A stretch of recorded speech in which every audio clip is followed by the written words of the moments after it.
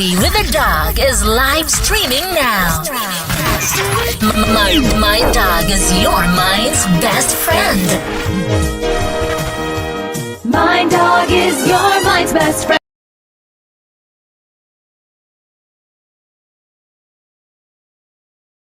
I'm sorry, folks. I can't make more excuses. It's just me. I just keep screwing up. Anyway,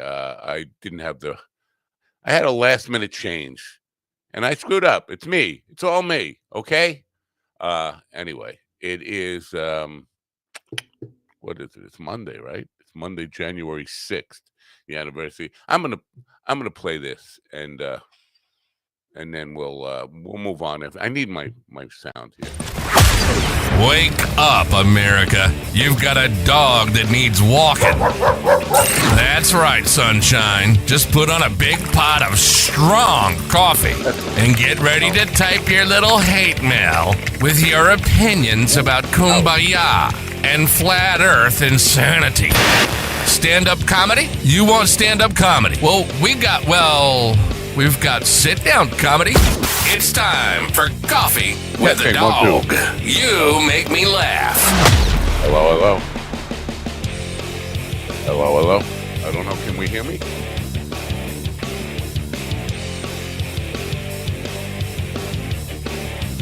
Check. 1, 2. No, we can't hear.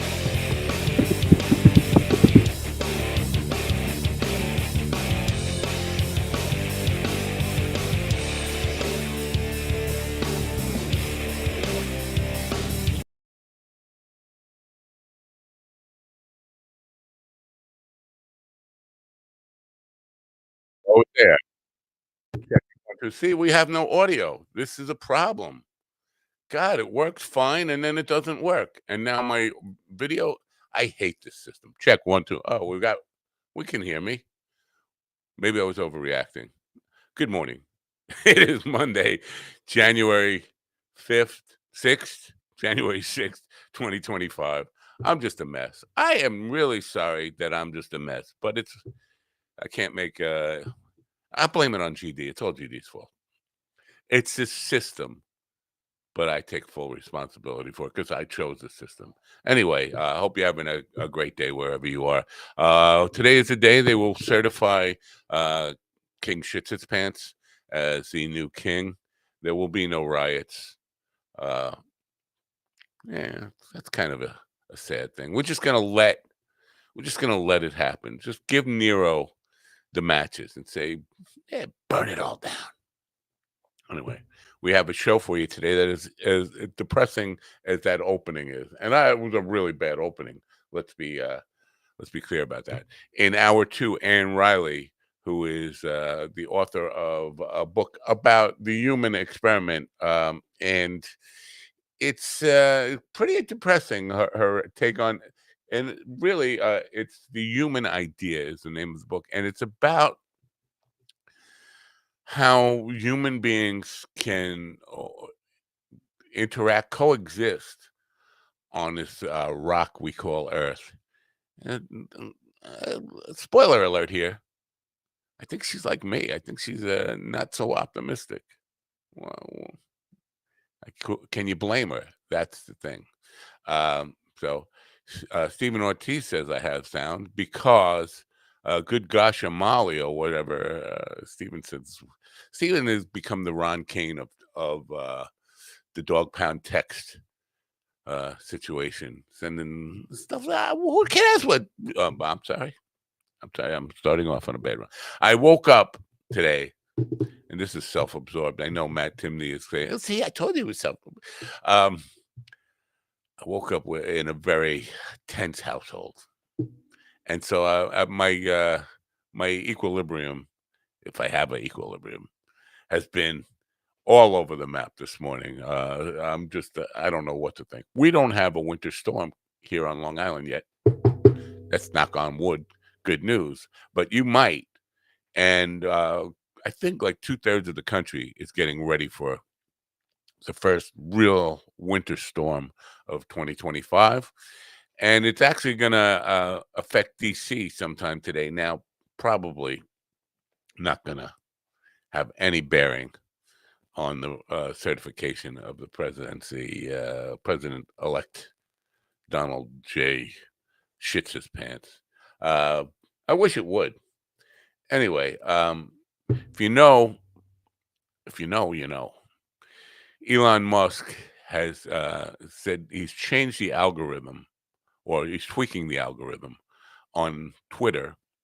I refuse to call it what he wants me to call it. He wants more positivity, less negativity. He wants entertainment and happy kumbaya. Let's all hold hands and sing. And then somebody criticizes him just a little bit for putting out some disinformation. And he says, "Fuck you, retard," which is it's better than "your mother's a skank whore," I will admit. But it's a little bit of a do as I say, not as I do type of situation. And here's a guy who is not just meddling in the United States government affairs. He also is imposing himself in Europe, all over the map, Canada. He wants to. This is a guy. He's Dr. Evil. He wants to rule the world, and nobody's recognizing it.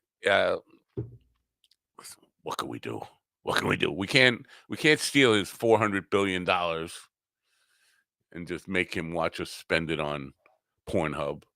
I don't know how much do you spend money on Pornhub. I don't know. The world is in a bad place. The human idea is failing. That's where I'm going to start off today. Anyway, I'll play some news so to depress you folks a little bit more. And then, did I even load up the news? No, I didn't. This is what a loser I am.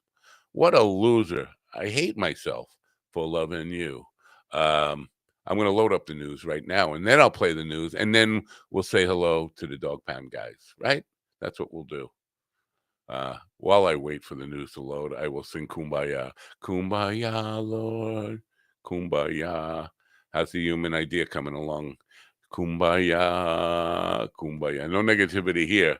I don't have a positive outlook about this. It figures this is the day that Alan takes forever to load up, right? Al, where are you, Al? This is News in 60 with Alan Edwards. Disgraced former Congressman George Santos has requested that a judge delay his sentencing in his federal fraud case. Santos is currently set to be sentenced on February 7th in Central Islip, New York, following his guilty plea to charges of federal fraud, campaign finance violations, and embezzlement. The judge overseeing Donald Trump's New York criminal hush money case has indicated plans to issue an unconditional discharge as a sentence, citing respect for the presidential immunity doctrine. Secretary of State Antony Blinken began what is expected to be his final international trip in office this weekend, with visits planned to South Korea, Japan, and France. The State Department announced that Blinken's travels to Seoul, Tokyo, and Paris commenced on Sunday. The Los Angeles County District Attorney recently met with relatives of the Menendez brothers, but stated he is still reviewing the facts of the case and has not yet decided whether to support their bid for release. He pledged to reevaluate the Menendez case thoroughly. What the hell is this? We got my, ladies and gentlemen, in the room right now. I can't even move this. Why can't I move this? There you go. Hey. That's better. Somebody got running water. Is that me? Am I peeing? Or a fan? Is that my prostate out of control? What's going on? Ladies and gentlemen, in the room with me right now on my prostate, my left testicle is up in the corner calling him Steven Sicamo.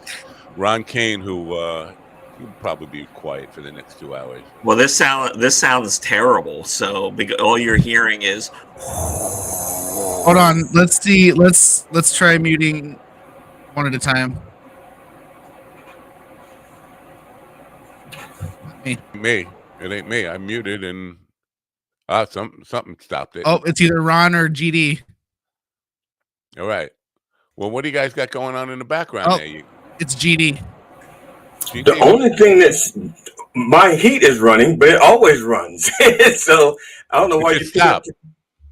Oh, maybe it was picking up that sound because it hadn't heard your voice yet. Oh, so now it's gone. Well, just so you know, the contract for this dopey thing that we're on here runs out next Friday, and then we'll try something else, a whole different system. But Next I Friday want is in the 17th. yeah. Okay. It might maybe for that day, the 17th will be on the new system because I think they want a new payment on then they'll charge me at midnight on the 17th. So I might just switch to the other one then. I just don't want to. I'm being cheap. I'll be honest with you. I'm being a stingy fuck. I don't want to pay this for the full month and not use it for the full month. No, Is that I hear wrong? you. No, fuck that. You're being frugal. Nothing wrong with that. I think I had it, but frugal is not the right word. I think cheap bastard, stingy. Well, fuck. maybe. Also, your answer to how do you spend his $400 billion? Hookers and blow. That's a lot. That's of a weekend in blow. Vegas. That's at least 2 hookers and a big bag of blow. Right. Yeah. Good gosh, Molly. I don't know what was the thing that Ted Danson said after sex. It was Gasha Rooney. Yeah, gosh, what a weird dude. All right. I always thought Ted Danson was a weirdo, but that's great. Yeah. So, any thoughts on this certification today? It says they're going to be like celebrating already. I don't know. I haven't heard or read. I haven't heard or read or seen any rumblings about anyone planning to protest. No. I haven't seen or heard anyone complaining. No, nobody's complaining. Well, good morning, America. MindDogTV.com. We forgot about that. Good morning, America. MindDogTV.com. Are you suffering from an unconditional discharge? Well, you can probably blame Juan Machan. He's patient zero of handing out unconditional discharges. Oh, God. We'll get there. So, MindDogTV.com. Come to us for the cure for your unconditional discharge. See, and enjoy the suffering. I got a problem because I got a problem with all these people on Twitter who were celebrating it. Oh yeah, Machan's gonna send him, and then like, did you read the fucking thing? He said he's not gonna give him any jail time. He's gonna kind of not even give him a slap on the wrist. He's gonna give him a kiss on his tushy and set him free. Like, so what the fuck are you celebrating for? But one after another, I mean, thousands of people I'm following all celebrating this like it's something. It's nothing. It's bad. It's basically saying there are two tiers of justice, and you're not in the good one. Right. Yeah. So yeah, I'm that's depressing. I want to get away from that whole fucking thing. Just I don't want to think about it.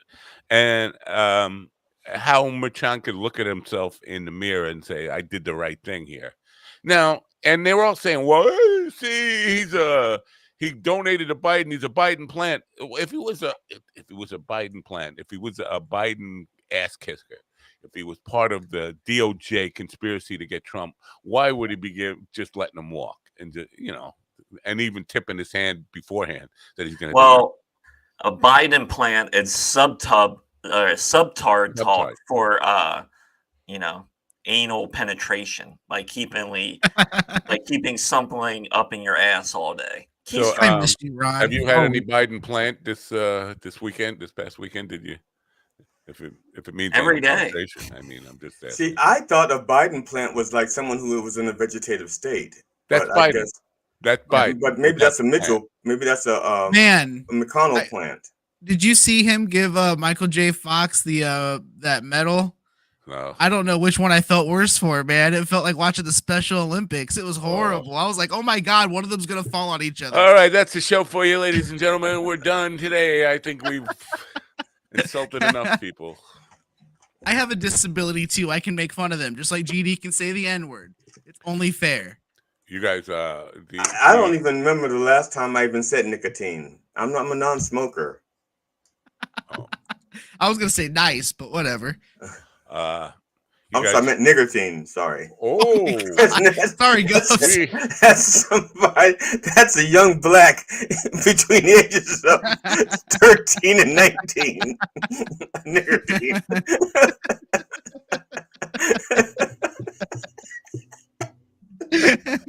I apologize to humanity for whatever we've created here. I didn't mean for this to happen. I meant for it to be kind of like a warm, fuzzy, family-oriented show in the morning. And Somewhere along the line, I guess we kind of derailed. We went off track a little bit. We'll try to get it back. Anyway, are you guys familiar with Lex Friedman, or do you follow him? Do you know who he is? Do you give a shit? Lex Luthor? He's head of LexCorp, isn't he? Lex Friedman is I think he's like an engineer from MIT who Joe Rogan made famous and had a podcast, and he became a bit of a celebrity whore, like he's a fame whore. He just wanted to get close to famous people, and he's a 40-something virgin who talks about love. We all need to love each other. Like, you don't know shit about love. You're a 40-year-old virgin. Okay, there is an old joke. It goes something like this: if a couple is a twosome and a trio is a threesome, is that why they call him handsome, or why do they call him handsome? Yeah. So anyway, Lex, because of Rogan, has a platform that he can reach a lot of famous people, and he interviewed Zelensky, the president of Ukraine, for 3.5 hours. And he basically said, it's the clip I saw was, he said, you have to take him seriously as a person who loves his country. And Zelensky said, who are you talking about now? And he said, Putin. And like, no. Does he love his country? Yeah, he loves his country in this way. The way an abusive husband or abusive male in a relationship loves a woman that he beats the shit out of. That's the way he loves Russia. He wants to own them. He wants to control them. But that's not love. He doesn't love his country. He wants to exert his dominance over his country. There's a difference. And the reason he doesn't understand the difference is because he's a 40-year-old virgin. Have some relationships before you go talking about love. That's my whole point with Lex. He's kind of a guy who stays in his room and beats off all day, and I want to be around famous people. And that's it. And then he talks about love. Kumbaya. I think he's doing it because he wants to be in the sequel. I think he wants to be in the 41-year-old virgin, and that's why he's holding out. I think he's probably over 40. I don't. Oh, the foul-mouthed teacher is. Good morning, Bill. How are you after that crazy holiday season of a little bit of fame? Huh? How long is it going to ride this Kill Tony thing? I mean, this hey, is you know what? Hey, listen, 1964. He was on Kill Tony, and then we're still hearing about it here in 2025. Hey, listen, he started the year on Kill Tony, he ended the year on Kill Tony. That's an accomplishment. Oh, was it New Year's Eve or New Year's Day? I believe it was the 31st. 31st, that's in 2024, so he didn't start the year. He ended last year that way. No, he started 2024 and ended 2020. Well, I avoided Kill Tony all of last year, and I plan to avoid Kill Tony all of this year. I still enjoy it. All right. The 30th. Yeah, so yeah, that was last year. That's over with. What'd you do so far this year? All right. You're welcome on the show anytime you want to come on, by the way, to just yell at me. Tell me I'm self-absorbed, drunken painter dude. So Friday night, I got it's official now. I work for a company. I'm a West Coast guy. I don't know if you knew this about me. I don't know if you knew this about me, but other than waking up with my father's dick in my mouth when I was 9 years old, I'm now a West Coast guy. Oh, yeah? I'm not leaving. I'm not leaving New York. And that, by the way, I didn't wake up at 9 years old with my father's dick in my mouth. I was now. Are you not leaving New York because your grandkids aren't having grandkids yet? Not great grandchildren anyway. Okay, because I thought that was why you weren't leaving New York. Well, I think it's mandated. I must die here, and since we don't know, I could die any minute. They want to make sure I stay here. Now you don't want to pay that. You don't want to pay that $9 to go into the city anymore, right? Oh, the congestion pricing. It's not just the $9, right? Congestion pricing goes to everything. Like retail prices go up, and then like service prices go up during the congestion. Listen, the Republicans are all up in arms about this. This is one case where I have to agree with the modern day Republicans. I hate to do that, but this fucking congestion pricing, this is just a way to fucking rip people off. Like, there's too many people. We got too much business. We might charge them more. That's fucked up. I don't know. I don't hear the Democrats complaining of too much of all. But the Republicans don't care either. No, they don't. But they're making. They don't care after it goes into effect, and after it's been in effect for a month or two, people will forget about it, and it'll just become the norm. People will complain, but it'll be the norm. You forget about people with their hand in their pocket. I don't know. I would remember somebody keeping their hand in my pocket. Just this is why we're not on StreamYard, because somebody kept their hand in my pocket. Yeah. Bastards. We loved you. You couldn't treat us right. Is that just New York, or are other cities doing that? New York is the first one to do it. Fuck it. We should bomb New York. Oh my God. You can't say that right now. The whole country's under terror alert. You can't do that. That's not terror. And are you terrified?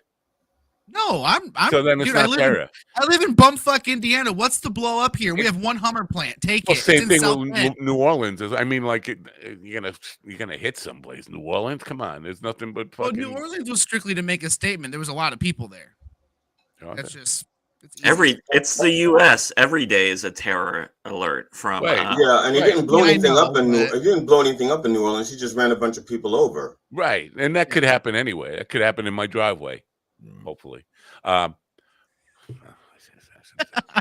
But the whole idea of terrorism is to induce terror. And if you're not terrified, he's not terrified. He's still having Biden plant over the weekend. My funny way of saying anal sex. No, I did not. My wife's not into that. Not you. I was pointing at Ron because he's the one who brought up that Biden plant means anal sex. So no, I do think there's a lot of fear. Did you have Biden plant last night? Yes, I did. Oh, I got one. What was I saying about? Oh, terror.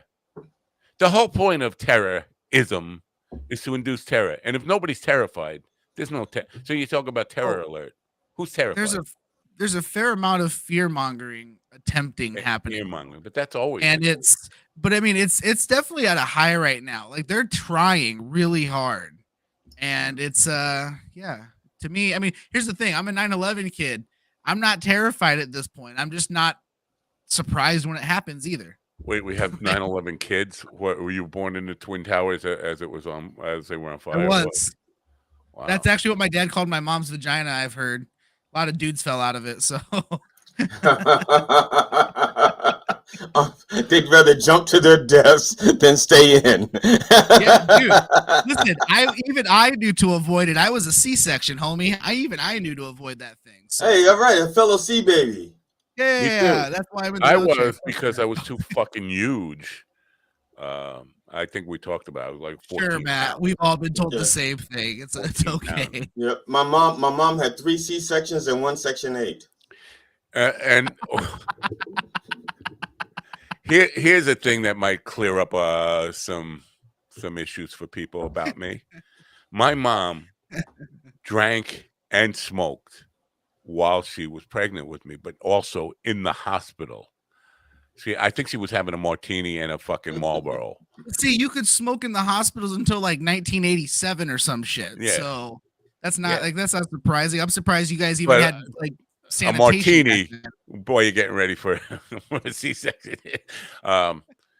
So well, that's because your insurance wouldn't cover a spinal tap. So they gave her a few martinis. What's insurance? Well, not just that, but also that's only like 30 years after the Oregon Trail, so they were still using alcohol as sedatives. So it was before the Oregon Trail. What are you talking about? The Oregon Trail is what they used to call my first wife's vagina. Everybody kept trying to settle. So I think you're confusing it with the Donner Party because a lot of people were getting eaten. I'm sorry. I wanted this to be a family-friendly program. I really did. You didn't? Mom was smoking when I was conceived and smoking when I was born. That's a weird way to say your mom was hot. That's not particularly foul-mouthed. You got to be a little. If you're going to call yourself the foul-mouthed teacher, you got to be a little more foul-mouthed than this. So I don't want to say what you should say if you were being foul-mouthed about that, but it's worse than that. I thought Randy Rhodes was at Bill Rhodes. Which Rhodes is it? I thought Rhodes was. I thought Bill Rhodes was removed from the teaching profession at gunpoint. Is he still the foul-mouthed teacher? At gunpoint? Well, didn't they like force him out like through some kind of a gun in the anal cavity? See, now this is the kind of stuff we expect from a foul-mouthed teacher. That bitch was smoking. Well, that B shift eight, whatever that is, was smoking. Still when a weird way to say your mom was hot. Shift B8 whatever was smoking when I was born. That's what we want. Whatever. What is that called? That's not an asterisk, is it? Is that an asterisk? Yeah, those are asterisks. It's funny you mentioned Kill Tony, and Uncle Laser was just out in like Soul Joel's, and I've had conversations with comedy club owners that will tell you how unfunny Uncle Laser is, but they'll hire him because he has a decent following online. You're trying to make me feel like GD, aren't you? Because I have no idea who Uncle Laser is. Uncle Laser is a Joe Dirt fucking redneck hillbilly character with a mullet who, his whole bit is just being a white trash piece of garbage. And he's like the guy blue collar wouldn't accept. Yeah, exactly. He's okay. Imagine the retarded love child of Larry the Cable Guy and Jeff Foxworthy. That's Uncle Laser. And honestly, whoa! That was you. That he's Jeff Dunham. But no, and he came to Summit City. He came to Fort Wayne, and like I heard the same thing. Like he wasn't the funniest guy in the world. Like some people thought he was hilarious, but I mean, he's got such a niche audience. I mean, it was rough. I'm sure in Indiana he was probably a little more popular than other places, but it's also subjective, isn't it? But I mean, because it's super subjective. But listen, Larry the Cable Guy sold out wherever the Cowboys play. What is that? But he sold out a stadium with 50 or 80,000 people, right? Oh, that's him. That's him, yeah. He don't look that old. He's not funny. Yeah. You got to hear his voice though. He kind of sounds like this. It's really annoying when he talks, and he's like, man, back in the trailer park, I hooked up with a fat bitch, all right? And this fat bitch, she was fantastic, man. She had 3 chins, and she had a pack of Marlboros in one of them, man. Let me tell you something. I'm thinking this is a guy my wife was describing to me the other day. She was talking about a comedian, and she started trying to do that voice. I was like, I thought she was doing Alex Jones, to be honest with you. I was like, what are you talking about? Alex Jones is deeper. Yeah, I have not heard a lot of good things about him from club owners or comedians. So he's not. When you say club owners, he's not big enough to kind of have like national, or is he? Does he have like national through Kill Tony? He does through that audience. He does. But like on a bigger scale, he doesn't. But in the Kill Tony world, he does. Kill Tony world's pretty big, though, right? It is pretty big, and he's definitely got a following through that, and it's pretty big. He's one of the bigger names in Kill Tony. So foul-mouthed, do people know you now, or are they? I'm being very serious about this. When you perform, do people? Do you hear from Kill Tony fans who recognize you? I'm interested in the Kill Tony bump, right? Do you get that? I have not heard of a good thing. Uncle Laser is Alex Jones' wet dream. Kind of, yeah, dude. Like I said, it's like any show that's really popular. Like, they've definitely, have made some stars out of people, but I also feel like they've kind of plateaued on that because a lot of the comics are pretty much just the same ones. They're just kind of recycled, and their acts is a little different. But a lot of the people that are coming on, it's kind of like, well, we've seen this act before. Were you familiar with a comedian, Jim Short, who just died, who passed away? Seemed young. seems like 40, maybe 40. If I had to guess, I would say late 30s, 40. English guy. Been on the late night TV shows and stuff. Oh yeah. I saw your comment on the post. I didn't. Laurie Kilmartin posted it. She used to write for Conan. I think he was on that show. But you know, a lot of comedians dying young lately, and this is the thing. Rock stars, the 27 Club, where they would all die at 27. But comedians dying young, I always assume that it was self-induced in some way, whether not suicide necessarily, but an overdose or just the Chris Farley type of overdose, where you're not really intending to kill yourself, but you're not intending to not kill yourself. Right. What does Falmouth say? What did I just miss on that? He says, I take anywhere from 20 to 30 pictures anytime I go to Austin with fans. Wow. So there is How are you seeing this? How are you guys seeing this like a minute before me? It didn't pop on the screen there? Not for me. Huh. Yeah, I see YouTube comments. Yeah. That's it. So, but I'm in Austin, maybe, but I'm just curious, like someplace like in New York, would you get a bump if you came to New York, and would people notice, hey, there's that guy from Kill Tony? I'm trying to get a gauge on how big.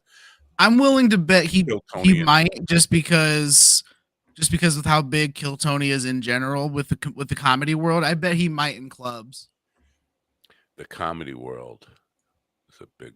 Is there another world where he would perform, like the stripper world, I'm just saying, because to the general public, Kill Tony might mean what nothing. you're saying, and I'm just trying to wrap my head around, because a couple of years ago now, this is going back, I was questioning people on my Facebook friends list who are not all boomers, to be honest. There are Gen Xers, there are a few millennials in there, about their knowledge of contemporary comedians. And there were people who didn't know who Bill Burr was, there were actually some people who never heard of Dave Chappelle, which fucking shocked the hell out of me. But so when you talk about the comedy world and people who, you're talking really comedians. I mean, the club date comedians, I don't think most of America knows a lot of them. Maybe a handful. That would be a good thing to do. A man on the street.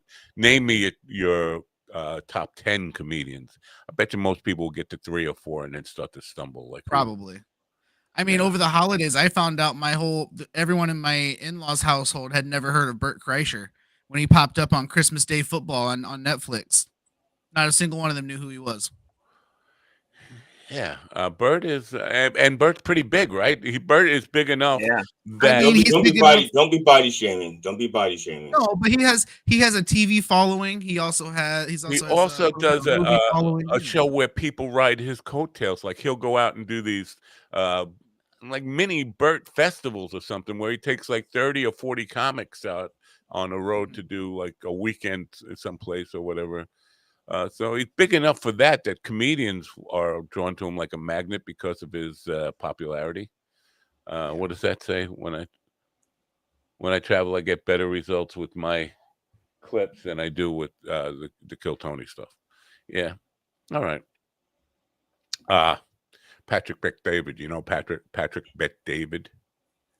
Well, wait, before we go any further, like going back to Bert for a second, Bert has done like a lot of mainstream stuff, but it does make sense that people wouldn't remember his name, especially when it comes to a television show or something like that, because he's just like a circus clown and he's there. And I think it doesn't stick with people. It's like, oh, I watched this show and there's like this circus clown hosting it, but no one remembers the circus clown. That's interesting, because he has. Joe Buck had this after overtime or whatever it was. It was stuff after a game, and he would be on that. And I think he almost got him canceled at some. Was it him or Artie Lang? I think it was Artie Lang I'm thinking of. But Bert was on that a bunch of times. He had his own travels, like on the Travel Channel. He had a show on that. So I think his stand-up thing is all circus clown. I think he's that. But the podcast stuff, he's more of a cry at the drop of a hat type of crazy, I don't know, weirdo. But it's popular. I mean, enough people listen to him and Segura. I don't know. I think I'm surprised that people don't remember his name, because a lot of those like mini festivals where he takes people out, it's called Bert Kreischer Presents, and then there's all these comedians that I have heard of doing it. So I don't know. Yeah. No one remembers a circus clown, Ron Kane. Or you've left the E off of Kane, so that's not acceptable. Well, like one of the latest episodes of Two Bears, One Cave, they had Cody Rhodes on there, professional wrestler, and that episode is up to 313,000 views, and that was released a week ago. 313,000. All right. Their Matthew McConaughey episode, I think, got a massive view. Yeah, their Arnold episode is 541,000. Then you go to Matt McCusker, it's 531. Well, it's not big numbers as I thought. I would think it was in the millions. Yeah, I would have guessed that too, honestly. Now, the Matthew McConaughey episode a month ago, 1.7 million views. Wow, but that makes sense though, because Matthew McConaughey is a big star, so he's definitely going to pull in a different audience. No, I would expect 10 million on some. Listen, Rogan does 11 million every fucking episode he puts out, right? There's this outdoor camping, this outdoor channel I follow called the Outdoor Boys. Every video they make has 30 million views, 40 million views, 60 million views. And I've never even heard of him, and that's how disconnected the boomers are. He's got like 30 or 40 million subscribers on YouTube. He made enough money to quit being a public defender. Like, holy moly. So that's a nice chunk of change right there. Yeah, definitely. You could live off of that without a doubt. You could live nice off of that. My mother-in-law was talking to my wife yesterday, and she thinks that I'm not. Congratulations on that, by the way. And she said that she was wondering, since we're going to be in New York on the 24th. Are we going to also, is there a chance that we're going to be on Saturday Night Live? She doesn't understand how comedy works. and so you're going to be hosting. Yeah. So Carol explained to her that that's not exactly how comedy works. And she didn't and my mother-in-law didn't understand. And so now she thinks I'm just not trying hard enough. And that's why I'm not on Saturday Night Live. Well, I think it's a major success that your mother-in-law and your wife are speaking. I wish I had that. That's something I strive for in life, to have my my mother-in-law lives with me, and it's fucking my wife and her daughter. If I could get them to speak, I would feel like I've accomplished something. Well, see, my mother and my sister spoke up until the day one of them died, but most of that speaking was fighting.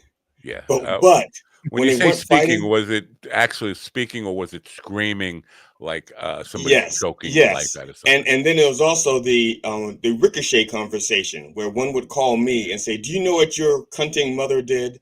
And then the ricochet, and I'll say, "I don't care. I don't want to know. I'm not part of it. You tell her. Don't tell me, because I'm not interested." And then my mother would call me back and say, "You know what your cunting sister did?" I said, "Don't care. I don't talk to her. Don't talk to me. I'm not interested. I don't care." Being in the middle is not a fun place. That's right. My brother's the middle child. I'm the baby. I'm not supposed to be in the middle of this shit. I'm the baby. I'm supposed to be the funny one, the entertaining one, the cute one, the cuddly one. How's that working out for you? Well, he's almost back in diapers, so pretty good, right? All right, good. That's something. So you have goals. Yeah. I have a bucket list. All right. I'm on that list. Who's texting me now? Who's texting me now? Patrick Beck Davis. And Steven, you did not send me a picture of you performing with your new toy. Whoa, dude, I know. Listen. Whoa. Yeah, not OnlyFans. Listen, take this thing offline in a private chat. I will have you a picture in 2 days. I promise you. No, too late. I'm hurt. How long does it take to insert a fucking dildo? No. I couldn't use it at the one place I went to. I didn't have there are room. children in the audience. No, by the way, I just I didn't have room to move. I just want to say I found a suppository in my ear, and it occurred to me immediately what happened to my hearing aid. I know where it So, what was it? The Betty White bit? Was that what it was? Yeah. You guys know Patrick Bet-David or not? This is third time I've tried to go to there. You don't know who he is? Wow. Patrick Bet-David, Value Entertainment. Now, he claims to be from Iran, Patrick Bet-David, but he talks like a typical. I'm going to get myself in trouble for saying that. He talks like a New York Puerto Rican. Let me ask you a question. He talks like a New York Puerto Rican, but he claims to be from Iran. I don't know. Maybe that's true. He was an MLM guy, pyramid scheme guy, who got very rich off a pyramid scheme, and he's now like a minority owner of the New York Yankees. But he's a brown guy. He's very far right. He's a hardcore Trumper. He has a podcast. Everybody who doesn't have a fucking podcast, but he's a very far right winger, and he's got some big numbers behind him and all this stuff.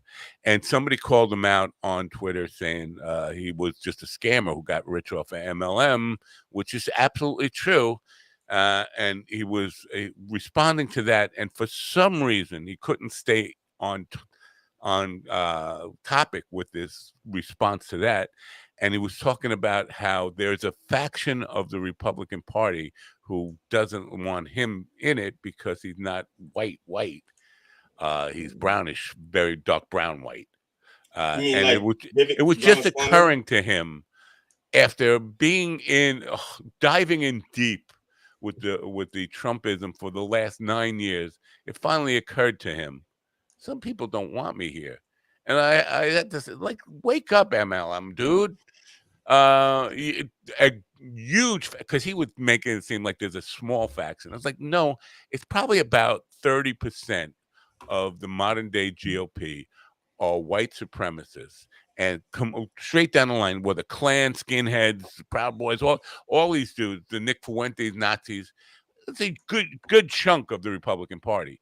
So to minimize and say there's a small faction, no, there's another 20% or 25% that are okay, know those people are part of it, are fine with having it because they feel like they need them to continue to win elections. So really, you have a majority of the party, is either skinhead nationalists, white supremacists, or fine with having them at the party. Either, so it's split between that, but the majority is okay with it, and you got to understand that. What he probably doesn't notice it, because with the 30% that are white supremacists, there's like 50% that are just inferior nationalists. They're just insecure, and that's probably why he doesn't notice it. I mean, had he not noticed, like, what Vivek Ramaswamy, or how they even responded to JD Vance's wife? They just aren't big on that kind of stuff. Adam likes Steven's background. It's peaceful during Matt's rant. That's nice. I think it's my backyard, by the way. What Steven is. That palm tree, definitely. It actually looks like one of the paintings that you did on your Puffin Pass. I wish. Well, didn't the first painting you did had like the water and the tree hanging over the water, bending like that? Yeah. It looks like very warm. It's Vivek Mikotapa, Swami. Why does that come up like a minute before it's actually in the chat room? That's weird. That's what I'm saying. Maybe it has to go through some kind of like approval before it shows up in the chat room. Yeah. Oh, so that's Ian saying that. Vivek Rivashwain. But I mean, it's astonishing to see that to wake up one day and just realize, hey, wait a minute, I'm in a room full of Nazis. You did it. Well, look, you did it. You woke up one day after the election. Went, wait a second. All of my band member friends are Nazis. No, no. The one guy in the band is Nazi. The rest of the people are pretty left wing, but a lot of the band's fans are Nazis. By the way, somebody remind me to call Nick after the show today. Nick's not a Nazi, although he's probably a little bit of a Trumper, but he's not a pure Nazi. Now, see, Ian, I used to do Vivek Ramaswamy, my Ramaswamy. That's what I used to do with his name. All right, what is that guy? What is his major accomplishment? What has he done? I know he's got money, but where did it come from? His parents. What? His money came from his parents, and then he did something with either Fistal coin, or something like that. So what? Because there are a lot of people who got rich, just hand me down rich. Yeah. Why does that get you a spot at the table in the power structure of the United States of America? Well, I also think that I think he's like a legitimate genius. But I heard him talk. I don't know any geniuses who talk like that. No, I don't know if you know this, but I was. My mother said I was special. Yeah, he's special in terms of riding a special bus to school. No, I think he's become a caricature of himself, because he was not like that in college. Is the way I understand it. In college, he was a little bit more. Let's see, he's worth $800 million. Oh my God! 800 million. What's that? That's nothing. Yeah, but it's more than what Trump is actually worth. No, it's nothing. Being a multi millionaire is not as impressive as he. And he amassed his $800 million net worth through biotech and financial investments. Biotech. He was part of COVID. Illuminati confirmed. Right. He has a 7% stake in the Roivant Sciences, a pharmaceutical company he founded in 2014. Right. So basically, coming back to this Patrick McDavid guy, my response to him was, you were so stupid that you thought that the love of money, because that's the only thing you share in common with these people, is the love of money. You thought that would get you acceptance. And all that gets you is used. They will allow you in the room so they can use you to prove that they're not racist. But at the end of the day, they hate you, and they would like to steal your money and hang you if they could, but in the meantime, they're just going to continue to use you. He generally responds when I hit him with negativity like that, because they don't realize that they are the modern day Alan Keyes. They don't realize it. Yeah. That's because they don't know their history. They don't know who Alan Keyes is. Right. And that's not that long ago, folks. But I'm just curious, like having that awakening and realizing, hey, wait a minute. I'm in a room with Nazis and I'm brown and I might end up being a target, because it seemed that's what his awakening was. Does that make him move away from it in any way, or does he stay loyal to it? Even knowing that eventually they're going to come for you. I mean, unless there's some radical change in party structure within the two parties and he can make a switch, but he's probably going to stay there. This is a depressing conversation, isn't it? A little bit. Yeah, sorry. Well, I'm just getting us warmed up for Ann Riley, who's going to talk to us about how human beings are just the problem. If we could just get rid of all the people. You're muted, Ron. Is she going to show up? Yeah, she's going to show up. She's been here before. No, she hasn't. Are you sure? Because was she booked once. She was booked once before, and then her mom died 3 days before. Hey, how do you feel about the censorship that took place in Florida, banning, blocking access to Pornhub again? Oh, I did not hear about that. And other sites, yeah. I'm not clued into. Indiana's still doing now, it. Now, when did this happen? Today. I think today it went into effect, or yesterday. Now, did it go into effect and it got appealed or something, reversed, and then Or no, it's Florida. Meth and bath salt's cool, and buying a gun illegally, fine. But God forbid if you look at tits and pussy. I don't know enough about this case. I probably. Now, what if your gun shoots penis-shaped bullets? Is that allowed? Maybe in Florida, I would see. Let me ask question to no, because then they would consider those guns gay. To get a better grip on this thing. Is it Pornhub or is it all porn sites? Pornhub is the major, and there's another one. I don't know if it's all sites. So here's my issue. Looks like give me a second here, Steven. My issue is if it's just a couple of sites that are being, because how many billions of fucking porn sites are there? Probably a billion of them, right? Maybe that's a little bit of an exaggeration, but there's enough of them. Why are they, just cherry picking a couple? And I'm thinking they're not paying. If my mob mentality, they're not paying their protection. Here we go. This says, porn access in Florida is limited. Let me pull up. It's limited as new state law takes effect. .com. Yeah, it says the state of Florida is cracking down on porn after a new law took effect midnight January 1st, which makes it more difficult to watch online. The world's largest site, Pornhub, and others are shut off to Florida residents after Governor Ron DeSantis signed a bill requiring porn sites to track users by verifying their age. Oh, yeah. So just like in Indiana, they've blocked the big players, right? Like the Pornhubs and anything connected to them. There's still like smaller sites you can get on, but even some of those medium-sized sites are still requiring you to log in and create an account. And the apparently VPN access has jumped like over 1,000% or something in Florida over the past couple of days. Is that gonna? Now, Ron, do you think that it's the VPN companies that are pushing these bans because it drives the traffic toward? Because VPNs have been around for a long time, but most people don't use VPNs. They still rather have their data out there stolen. But VPN goes, look, guys, you can now get a VPN. You can now get a VPN on your phone with an app, and once you pay for it, you can put yourself anywhere in the world with it, and you're safe. And so I bet they're not protesting it. I'm confused because it sounds like more like they're going after the users than the providers.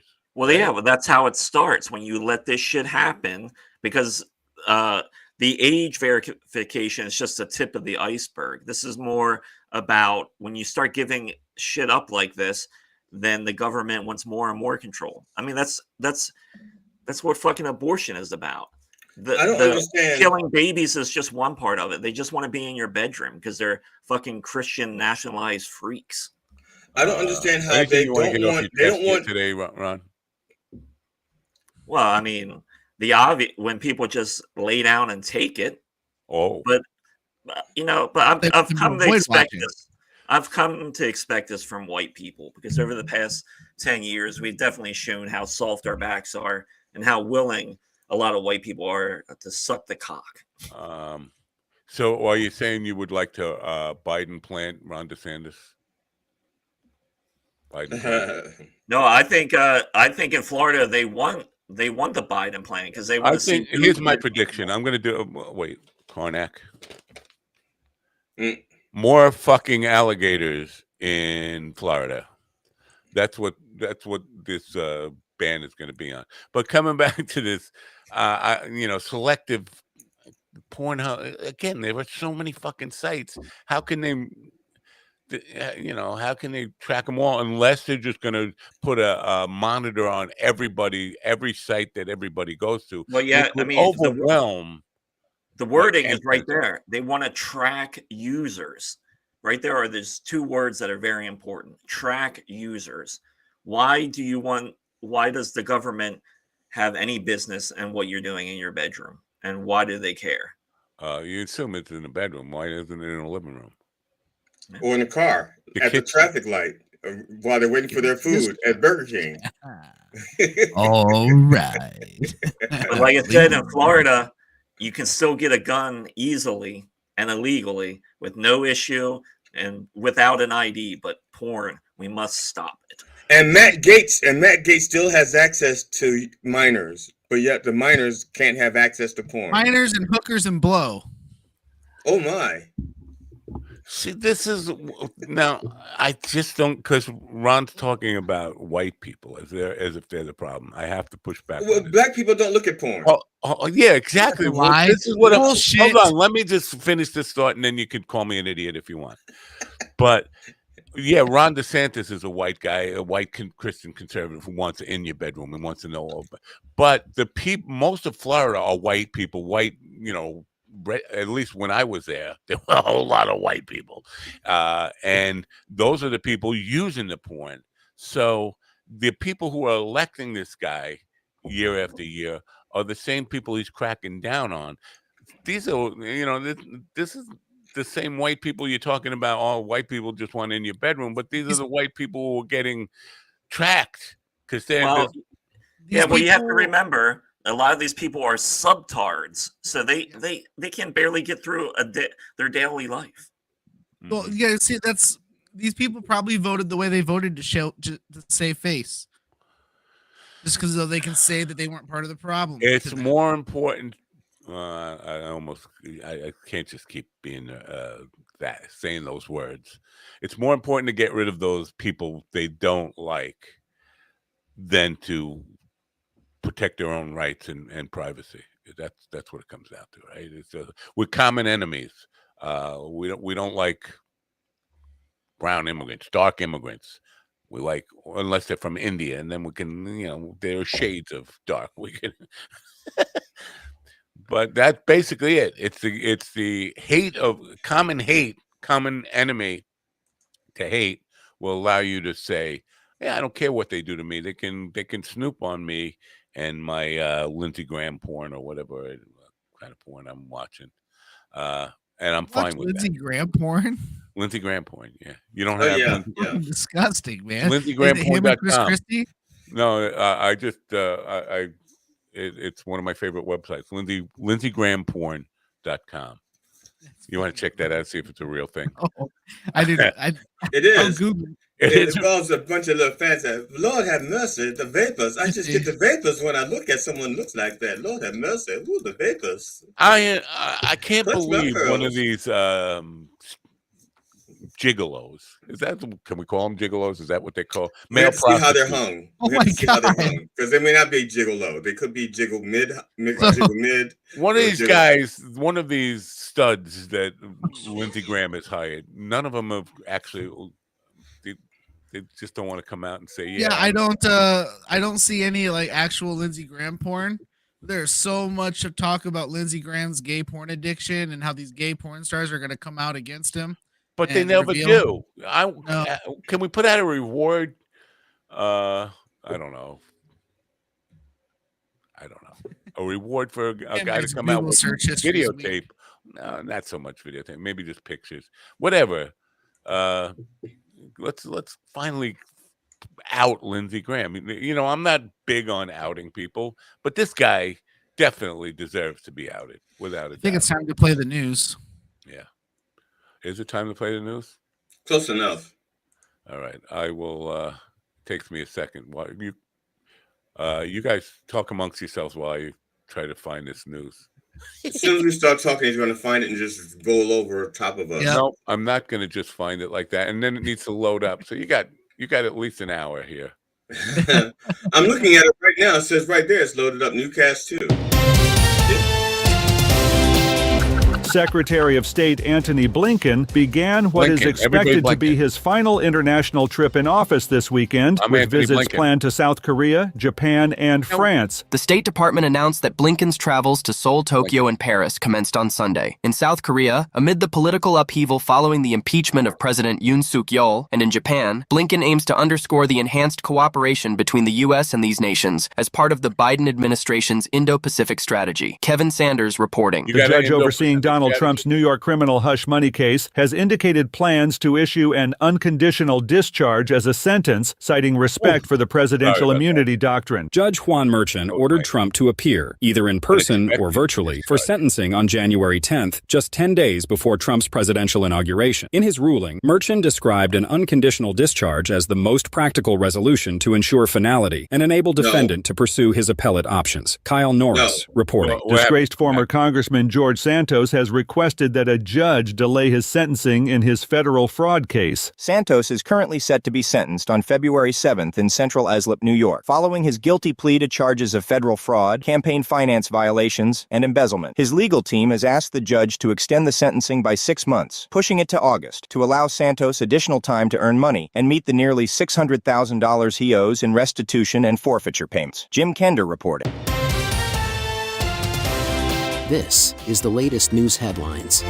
Tomiko Ituka, a Japanese woman recognized as the world's oldest person by Guinness World Records, has passed away at the age of 116, an Ashiya city official confirmed on Saturday. Yoshitsugu Nagata, an official overseeing elderly policies, stated that Ituka died on December 29th at a care facility in Ashiya, Hyogo Prefecture, central Japan. Known for her love of bananas and a yogurt-flavored Japanese drink called kalpis, Ituka was born on May 23, 1908. She became the world's oldest person last year. Jessica Oakley reporting. A fire at a shopping center in Dallas on Friday morning resulted in the deaths of over 500 animals, primarily small birds, authorities reported. The 579 animals at the Plaza Latina Pet Shop in northwest Dallas succumbed to smoke inhalation, according to Dallas Fire Rescue spokesperson Jason Evans. The fire's flames never reached the animals directly. Chickens, hamsters, 2 dogs, and 2 cats were among those lost, Evans said. The 2-alarm fire required approximately 2 hours and 45 firefighters to extinguish. Lawrence Keller reporting. The Los Angeles County District Attorney recently met with relatives of the Menendez brothers, but stated he is still reviewing the facts of the case and has not yet decided whether to support their bid for release. L.A. County District Attorney Nathan Hochman noted that upon taking office on December 3rd, he pledged to reevaluate the Menendez case thoroughly. This process, he explained, has involved examining thousands of pages of confidential prison records, trial transcripts, consultations with prosecutors and defense attorneys, and a review of court filings. Liam White reporting. And that's the latest news headlines with Alan Edwards. It's not exactly the latest, Al. Let's be real about that. GD, Mr. Politics. We call he's. I don't know if you know this. Like Tom Selleck was Mr. Baseball. GD is Mr. Politics. He's well known. I don't know if you know this about me or not, but there are people on this show call me Mr. All right. Why didn't just Machan just do nothing and just like not bother sentencing? If he's going to sentence him to nothing, why would he even bother sentencing him at all? Why don't he just say, we'll just throw the whole fucking case out? There's no, just to have a show, just to bring him in and say, bring out your ass. I need to kiss it. We'll pop her up on your sphincter. Well, he's going to be an asterisk in history. I think part of it is the fact that since it was a jury trial, and the jury, he doesn't want to do what, if he were to like just give it the charges wholesale, that would be basically akin to jury nullification and him disrespecting the actual process that he oversaw. So, but as far as sentencing Trump goes, they have this thing that they're calling practicability, which is bullshit. Okay, they should have sentenced him a while ago. Either postpone, make him wear. Here's the deal. You have to punish him. If you don't punish these people, somehow, some way, they'll do it fucking again. Yeah. All right. So you have to punish them.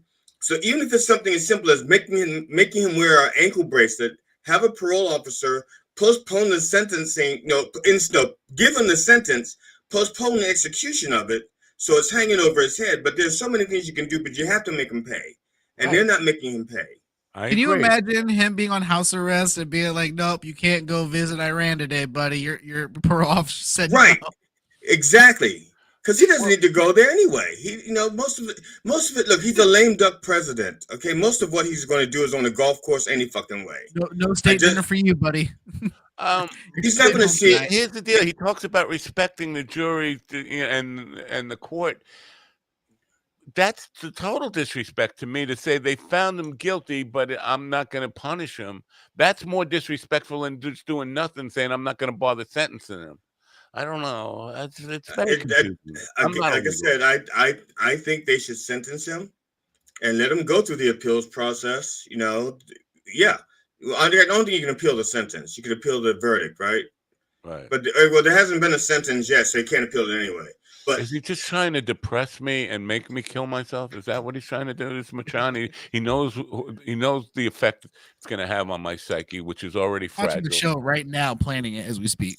Well, I'm not a legal scholar, but I am well versed in human behavior. Trying to get me to kill myself. This is well versed in human behavior, and they're just going to do it over and over again. If you don't punish them, especially the ritual ones, they think they can do it over and over again. Rich white men, because Martha Stewart was rich, but she wasn't a white man, so she went to jail for stuff that other rich white men were doing all the time.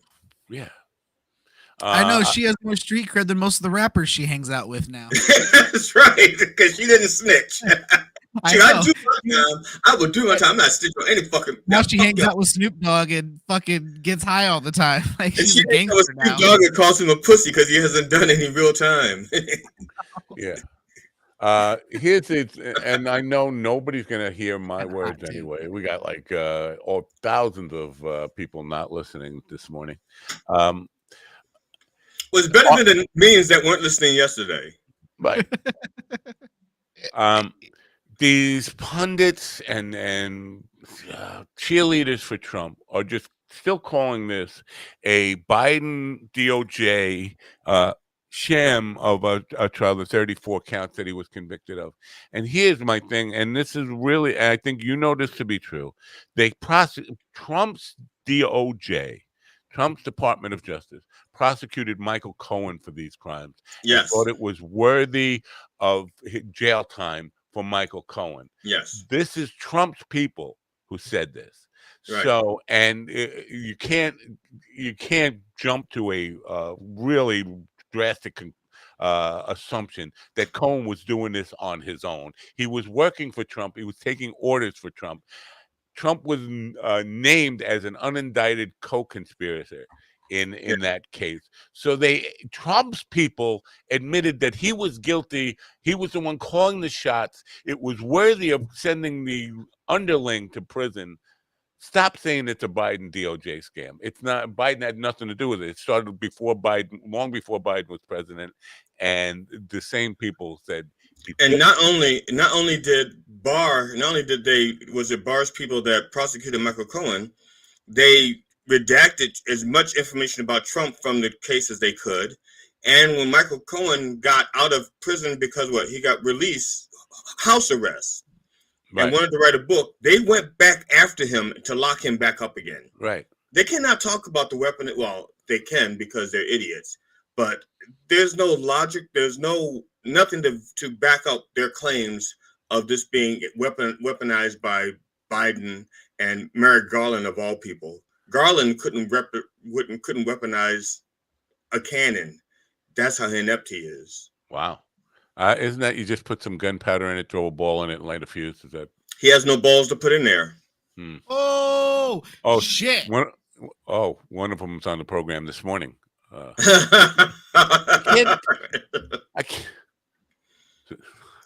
can't point. My pointer is all broken. We know. Yeah. It's just age. It's okay, buddy. Yeah, it happens. Best of you. They have a pill for that now. What time is it? Are we late? Is she late? No, she's not late. No. She sent me a thing this morning that she's looking forward to it. So, dude, if this guy hits my fucking car, I'm gonna go to jail. What? What's going on? There's some dude going sideways. Why you park your car on the beach? Listen, man, I can't walk on the sand with my wheelchair. Okay, it sinks. I had to bring out the 4-wheel drive. Wow. I wanted to talk about something else, but now I forgot. But what if he leaves a note? What if he hits your car and leaves a note? Then will you go to jail? So yes, I will still go to jail because I'm going to go out there and beat the fuck out of the guy. Did you say you're going to walk out there and beat the fuck out of him? Yes. I think if you walked out there and beat the fuck out of him, you know what? You'd be so happy that you walked out there that you would not even think about beating somebody up. I bet if I go out there zombie crawling after that dude, he's gonna fucking freak out and not know what to do. Yeah, well, yeah. It's like that scene from The Fish Called Wanda where the guy is trying to kill him with the Zamboni. No, the cement truck. I want no. This would be good if we could get somebody to maybe get your wife or one of your kids to film you in the wheelchair chasing this guy and a guy running away from you. That I think that would be comedic gold. I shoveled the driveway. I can get out to the side of the street. I'll go fuck this dude up. I don't care. I haven't shoveled my driveway yet because it's still. Wow. I'm meant to shovel it and salt it after the show. Holy shit! You're depressing me even saying shovel. Don't say. I don't mind the shoveling. I don't mind the shoveling part. The thing that bothers me is that it has been 20 degrees, 25 degrees or less for several days now. All week, it's supposed to be this fucking cold. Yeah. I may not be able to make it to a place tonight called HMAC, even though I thought yesterday was I woke up in the middle of the afternoon and thought it was Monday and sent Ron a text. You're making me paranoid. I'm gonna have to check my weather. But yeah, this cold weather is all week it's supposed to not get above freezing, and then we got this snow. Yeah, there's not gonna be a mic tonight anyway. Oh, thank goodness, because I hate to send you another text canceling and then not canceling. Yeah, I messaged. In my next 10 days, we don't get above freezing here. Yeah, yeah. No, I messaged HMAC already, and I don't think this is going to happen tonight. Because who's going to fucking come out? We're supposed to get like 6 inches of snow here. And no one's going to come out. Yes, and it's not even like it's not the snow that bothers me because I've driven through like feet of snow, but it's the fact that the roads are not getting above freezing, and it's been like a week of it, which means whatever's on that road is probably going to freeze like ice. And I'll be like sliding around like Stephen Ortiz on his wheelchair in an oil slick or something. Just now, do you think like me that if you buy a snowblower, that will ensure that it will never snow again? Stephen, you're talking, but you muted yourself. Unless you're talking to someone else. Oh, that's what it is. Talking to someone else. I have a buddy of mine. I don't know if you Matt. See, you're not from around here, Matt. So you probably don't remember like that. I ain't from around anywhere. The 90s, we had like I think it was in the 90s. We had like 4 feet of snow in like 2 days. I mean, it was like 2 days, 4 feet of snow. I'm not exaggerating.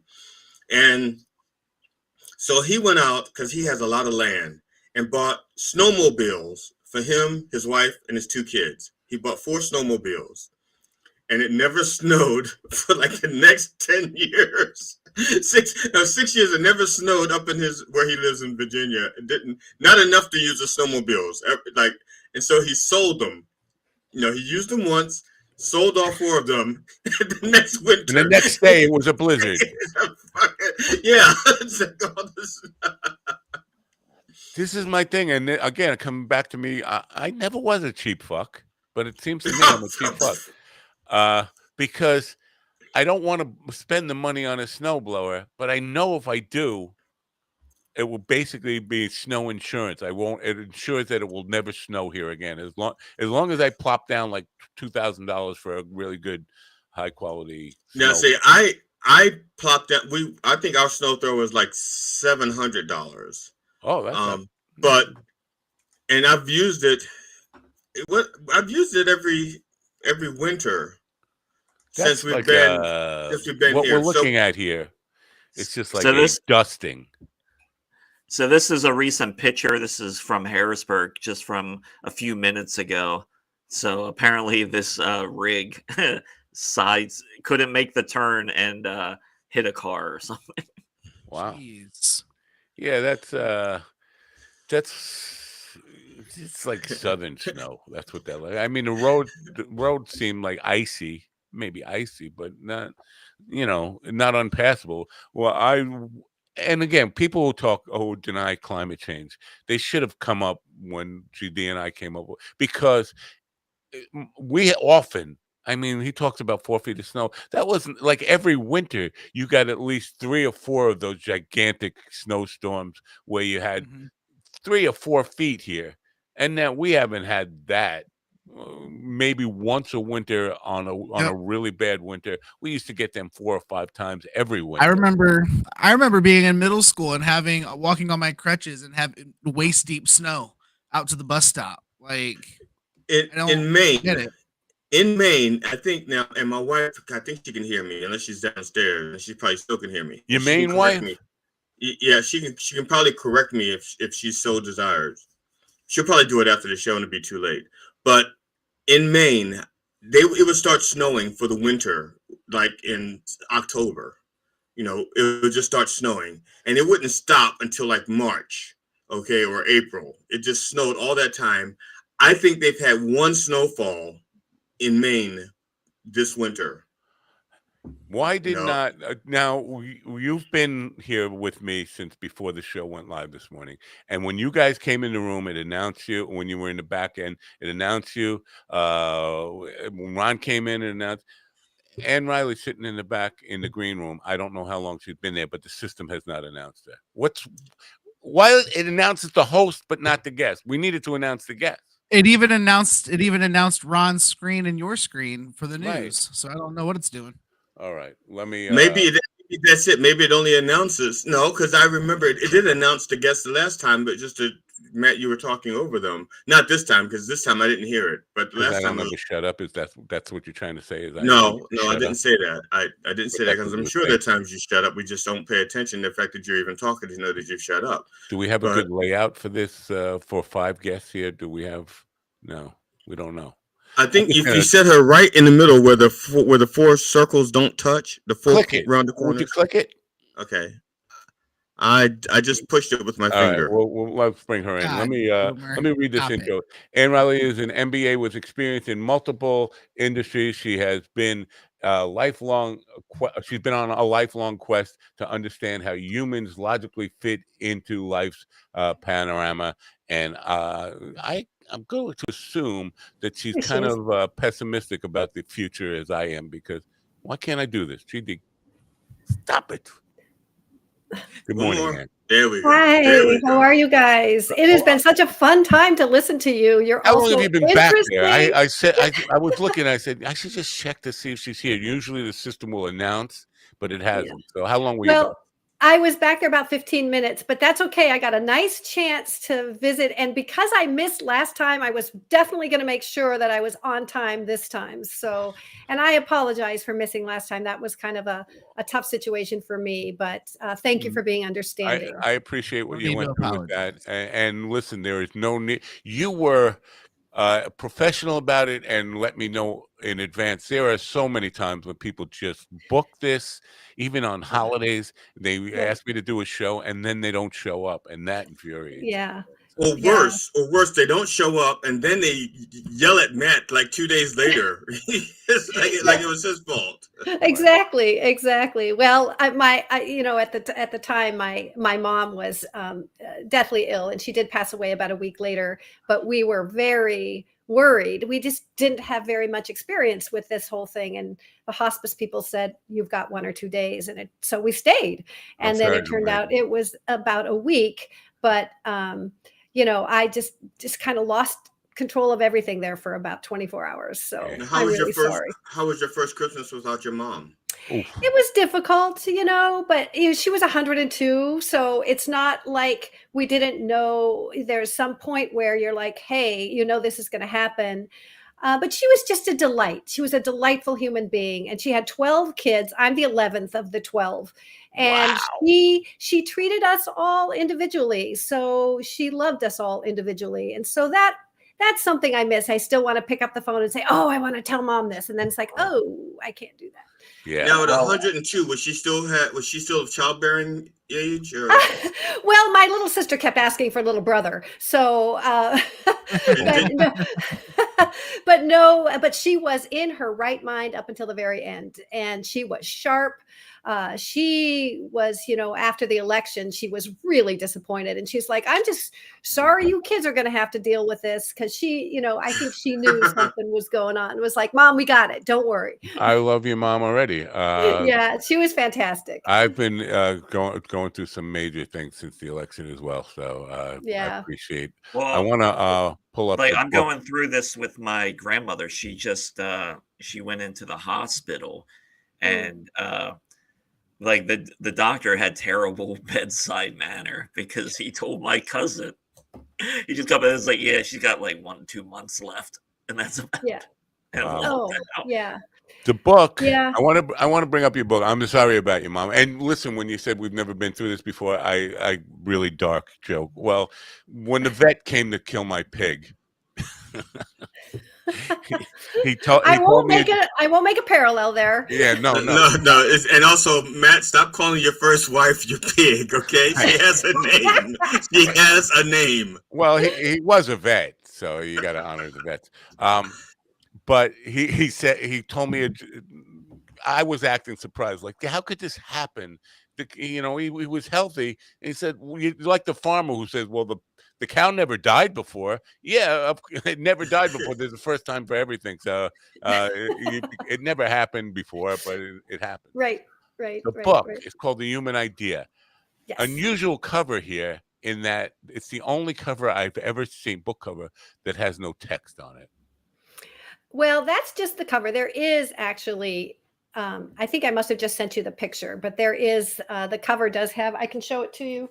This is what it really looks like. Oh, you know what? I'm a little disappointed because I was kind of inspired by the idea of it not having any text on it. I was like, what? Yeah, it might sell better. Who knows? That's what I was thinking. It would be like somebody would have. That's a book you have to pick up because what's this about? Right. Yeah. I should have think of that. Maybe Especially the second since- edition.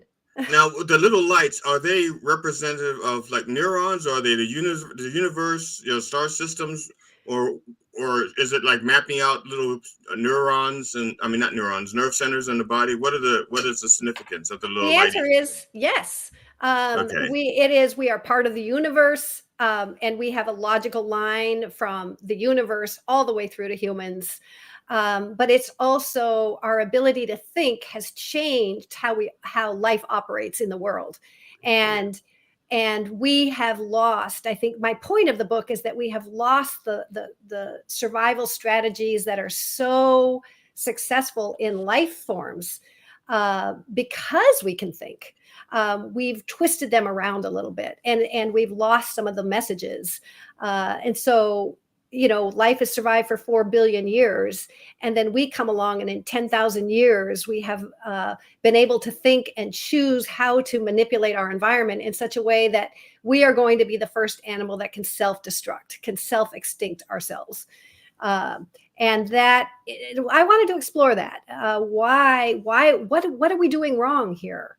And when you go back and look at how animals behave, you can make a parallel to how humans behave and how we've sort of screwed it up and what we can do to make it different. So, Matt, to your point, I'm not pessimistic. I'm optimistic because I have a path forward.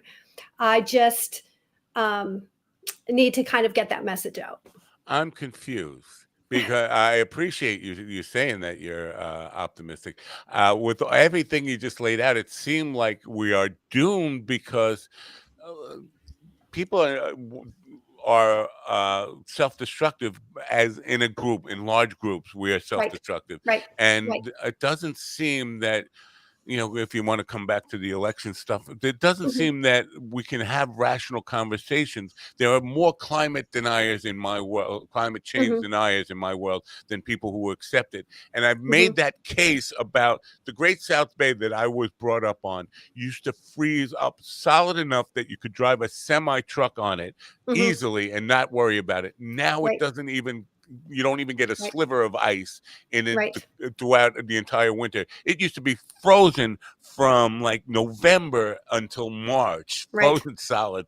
And people who recognize that, who've lived there all their lives, are still denying climate change. So, Right.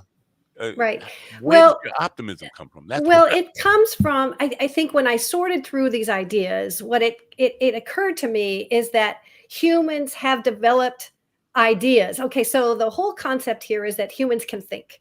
Animals don't really consciously think like we do. They just follow their DNA instructions, right? They have these instructions inside their body. They do what they're supposed to do, and they live. Then we've come along, and we have that same entire system. We have our DNA, and our body follows all those instructions, but we have the ability to think and choose ideas. Nobody else can create an idea like humans can. and think abstractly. And what we do when we create those ideas and we put them out in the world, for instance, I create an idea about the idiosphere and I write a book about it, it has a physical presence and it goes out into the world and has an evolution of its own. And what's happened is because people can think, what they've done from very early on is they've decided that they have answers like religion, right? And philosophy. They're like, oh, here's the answer. It's a God. God's out there who does this or that. And what happens is we had the answers before we knew the details. It's only been in the last 100 years that we've learned about DNA and how brains operate in a body to coordinate our bodily systems, that we can go, oh, there's a parallel between how a brain works in a body and how a government works in a society. The difference is humans can think and put those ideas in to create a government. And so what I've come down to is if we use the lessons from nature, adjust them for humans' ability to think, we can create a really good society.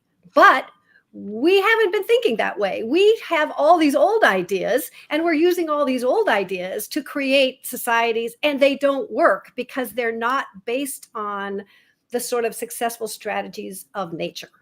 Now, I'm not pushing back, but I'm going to nudge a little. Sure, because as a general rule of thumb, I mean, people en masse can be like controlled, and so I think it's more like there are people, like for example, as a species, we did not ask for a cell phone.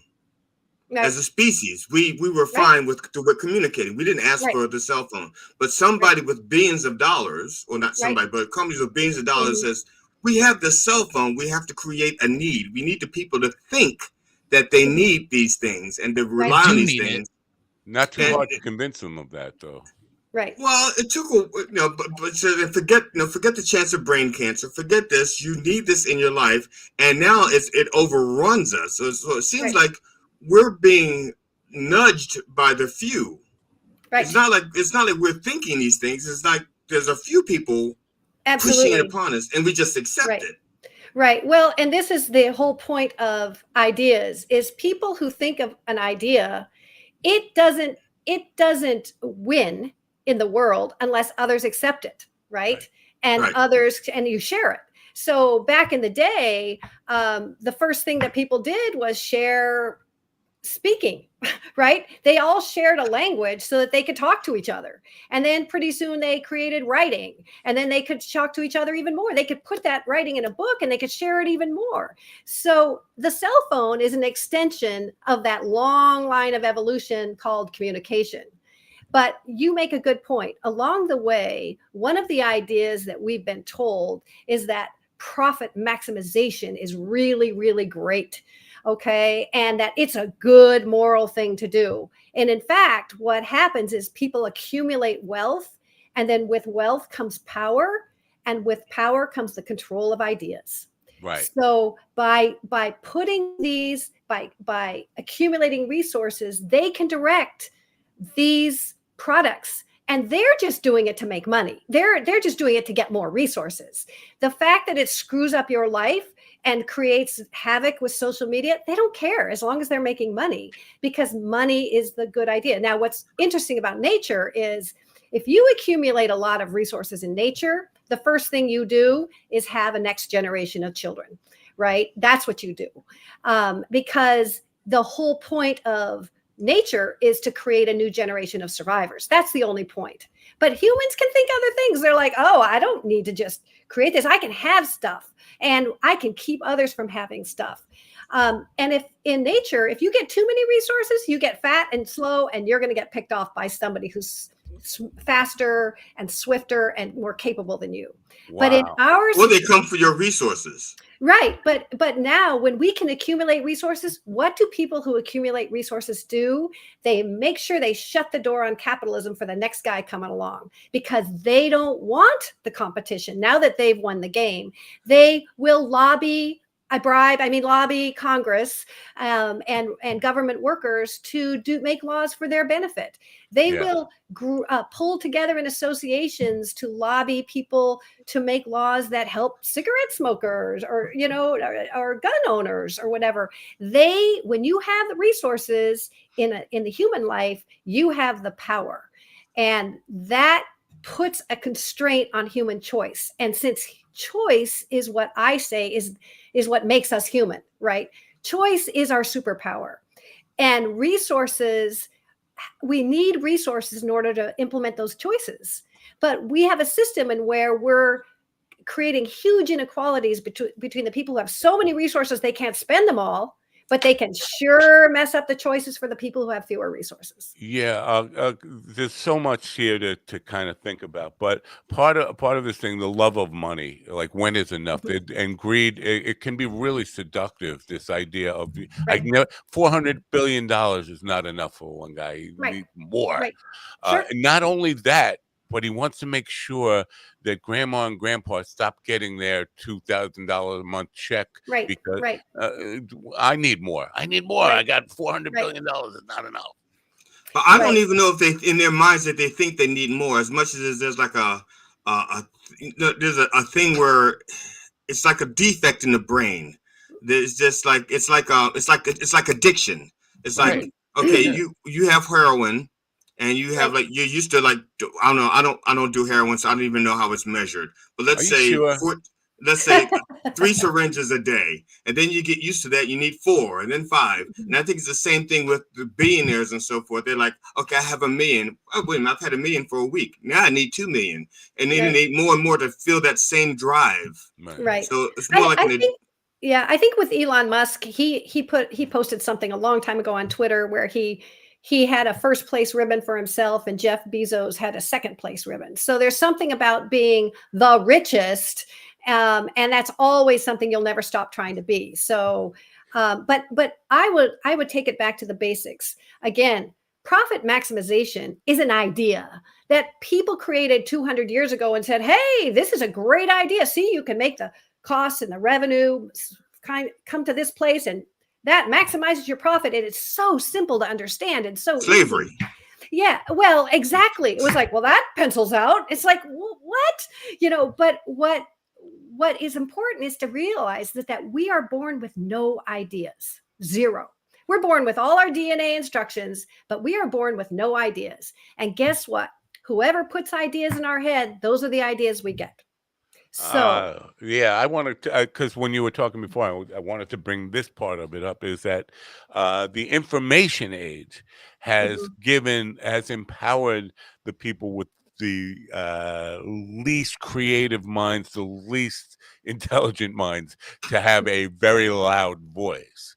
And feel the need, because a lot of with 8 billion people walking the planet, and celebrity and fame and riches are all celebrated, those who feel like left out have no identity, no purpose. And how can I make myself noticed and make my life meaningful? I'm going to come up with a conspiracy theory, and I'm going to go out there and share it and make myself seem like I have important knowledge that I have access to. And this seems to be a problem. So the idea part of it, we are sharing ideas that probably and I know freedom of speech is the bedrock of freedom, but there comes a point where certain people just don't deserve a platform, and that's a tricky tight wire.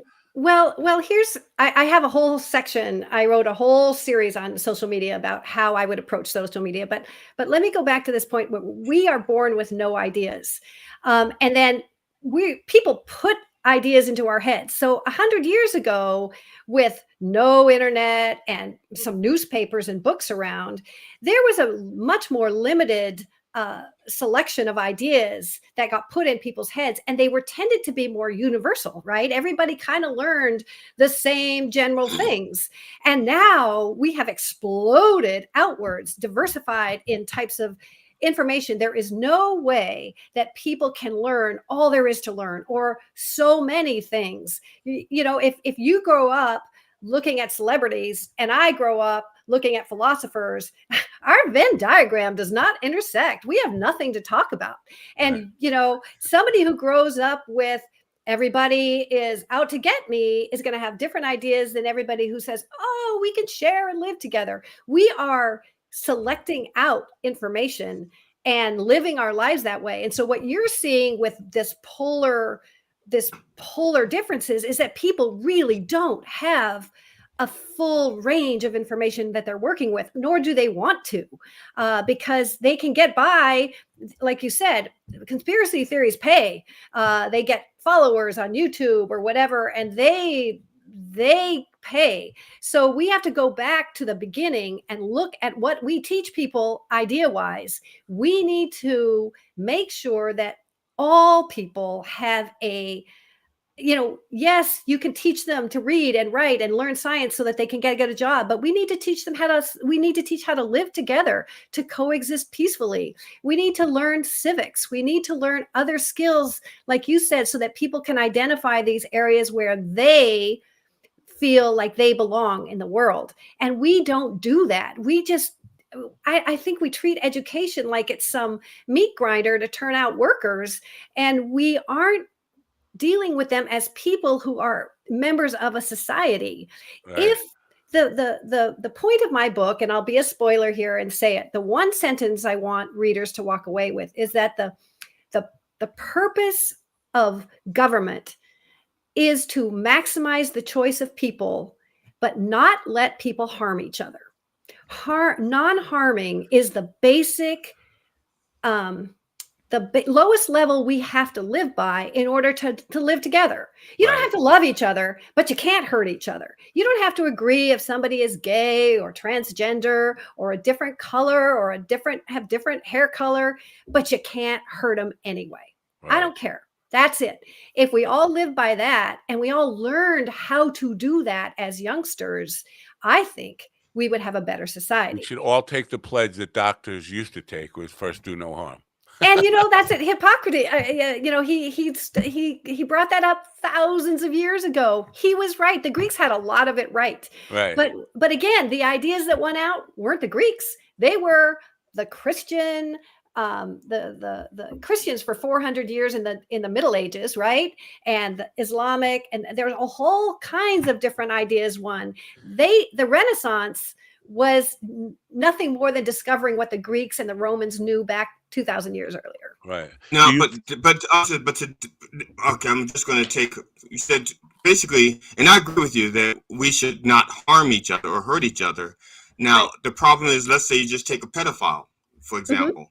In his mind, he says, I'm not hurting them. I'm not harming them. I'm loving them. They've redefined what those terms mean. Yeah, that's where the goal of government, again, I'll always come back to the parallel life. So your body has 35 trillion cells, right? And they all work together to, count them up. Go ahead. I'll wait. But they all work together to keep your body alive and to keep all the cells alive.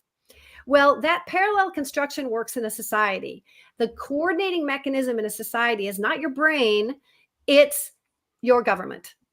And the government's job is to make sure all the citizens can live together peacefully. They get to maximize their choices because that's what humans like to do, but they have to minimize harm, which is because everybody else has to live together. That's the role. So there's a law that says, look, I think you can define pedophiles as loving a child, but we as a society say that is dangerous for a child's development. That's harm. We're going to make a law against that, and we will cause...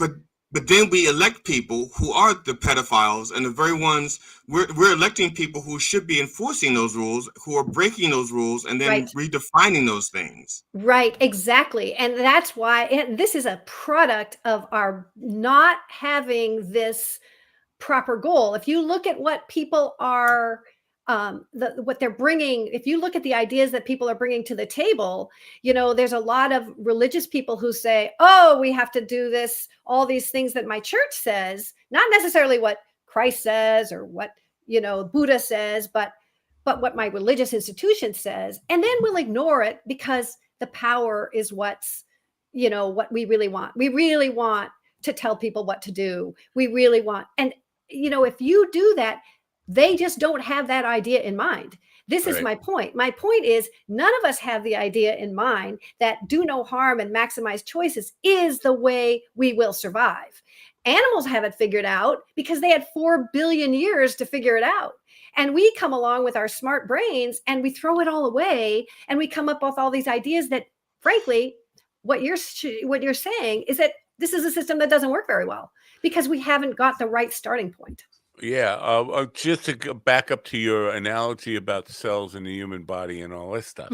Um, Cancer is really when a couple of cells just decide, even though we know we need this living organism to survive on our own, we are going to turn against it and ruin everything. And that seems to be analogous to what we see in society. Is there are a few people who, even though they rely on the system, have the worst intentions for making coexisting and making Exactly, because they don't want to coexist. They want to win it all. Let's say you have, lung cancer, and those lung cancer cells grow uncontrollably. What they do is they metastasize through the body. They try to make your whole body a big lung, right? A big cancerous lung cell. Well, your body isn't going to live that way because it needs all the cells doing their job. And those cancer cells also fooled the brain, fool the coordinating mechanism, which would normally kill off an invader. They were able to fool the brain into saying, nope, we're okay. We're okay. And that is a perfect analogy to Trump.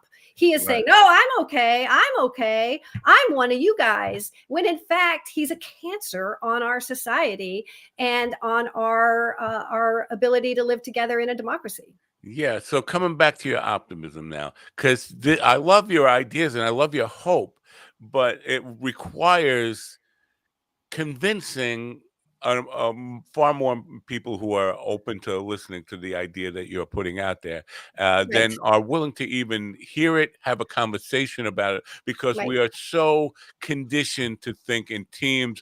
What you're sounding woke, I can't go on the woke team. It's just like identifying enemies, identifying sides, and and if you're going to bring an idea that sounds like you're on the other side, I'm not even going to listen to it. I'm just going to look for a way to prove you wrong, and look for statistics that I can trip you up with or get you in a gotcha moment. So spreading the good idea that you are bringing to the table doesn't seem to be like really hopeful to me. Well, here's the thing.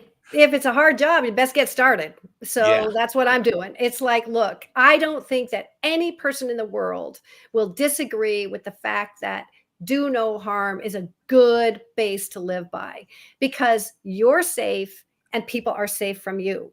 But they have to be sold on the idea that it's going to make them safe.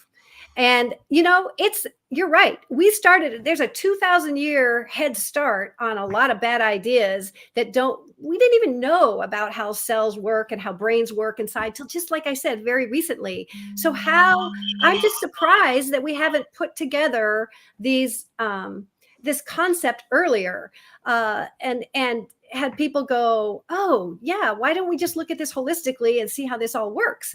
It's a big job. I'm taking you up as a challenge that you don't even know you just gave me. Is I'm asking people on my Twitter, does anybody disagree with this statement? First, do no harm. I bet you I'm gonna get some people who just come at me and like, oh, those cancer cell people. What are we talking about? Yeah.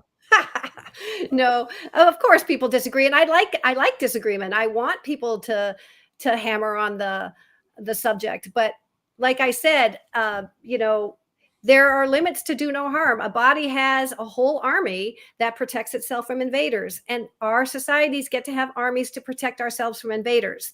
But the army doesn't get to go after its own cells unless they're dangerous. And for every cancer cell that gets away and metastasizes, I can't say that word very well, spreads. There are many that the body's army does go ahead and kill off and protect you. So, I'm just putting out this idea and saying, hey, why don't we look at how, nature works and how government would work if we worked like nature? And so I talk about things like taxation. I talk about things like roles, the role playing, and like who, how private enterprise works and how cooperative enterprise works. So I make the entire case. That's why the book is very short, but I think it's worth reading because it gives you a new idea that you can mull over. Right. Well, is there an analogy from nature? I guess there is, about demonizing somebody, right? Because we're guilty of it too. Last week we had a lady on who was a doctor, not like a medical doctor, but she's a holistic healer, and has a PhD. Anyway, we spotted her off as being a Trumper pretty quickly, because she was spouting off Robert F. Kennedy Jr. stuff and Right. and all that stuff. And right away, I think the three of us, being not on the Trump team, we kind of identified her as an enemy, or and so that part of it, in kind of not jumping to the conclusion that we're on teams and we're all part of one team called the human race. Is there any way that you talk about that kind of Yeah. Well, the way I would the way I would look at it is I would look at it in terms of through the lens of harm. So when I look at Trump, the reason why I disagree with him and why I am so adverse to him is he is a person who does harm. He does harm to immigrants. He did harm to immigrant children. He did harm to, his enemies. He went after his enemies, the tax stuff with the DOJ guys. He went after them. I mean, he is a person who chooses to do harm, and people who choose to do harm and don't have any self breaks, they're dangerous to me. I'm not going for them. And you put them in charge of the government, and then the government gets to do harm to people. Not cool. Don't like it. We'll never agree with it. Robert F. Kennedy, by spouting all these anti-vaccination positions, is doing harm because, my mom, who just passed away, her mom died at 41 of polio. And the first thing my mom did was get us all vaccinated when we were ready against polio and everything else that she could think of, because she didn't want people to go through that. And here's a guy who's spouting things that are completely untrue, and it's going to cause harm to people who listen and don't have enough breadth of knowledge to understand that, he's full of horse hooey. Yeah. You was talking about, 1 second, CD. Let me just, before I lose this thought, because you know how quick I can lose a thought. Coming back to the do no harm thing, right after the election, I cut a lot of people out of my life, people who were hardcore Trumpers, and they think it's because they support Trump that and I've heard this from somebody. I understand you're not talking to me because of Trump. No, it's not because of that. It's because I recognize that you not only don't accept this do no harm, but you actually celebrate like gleefully when somebody does harm to an innocent person.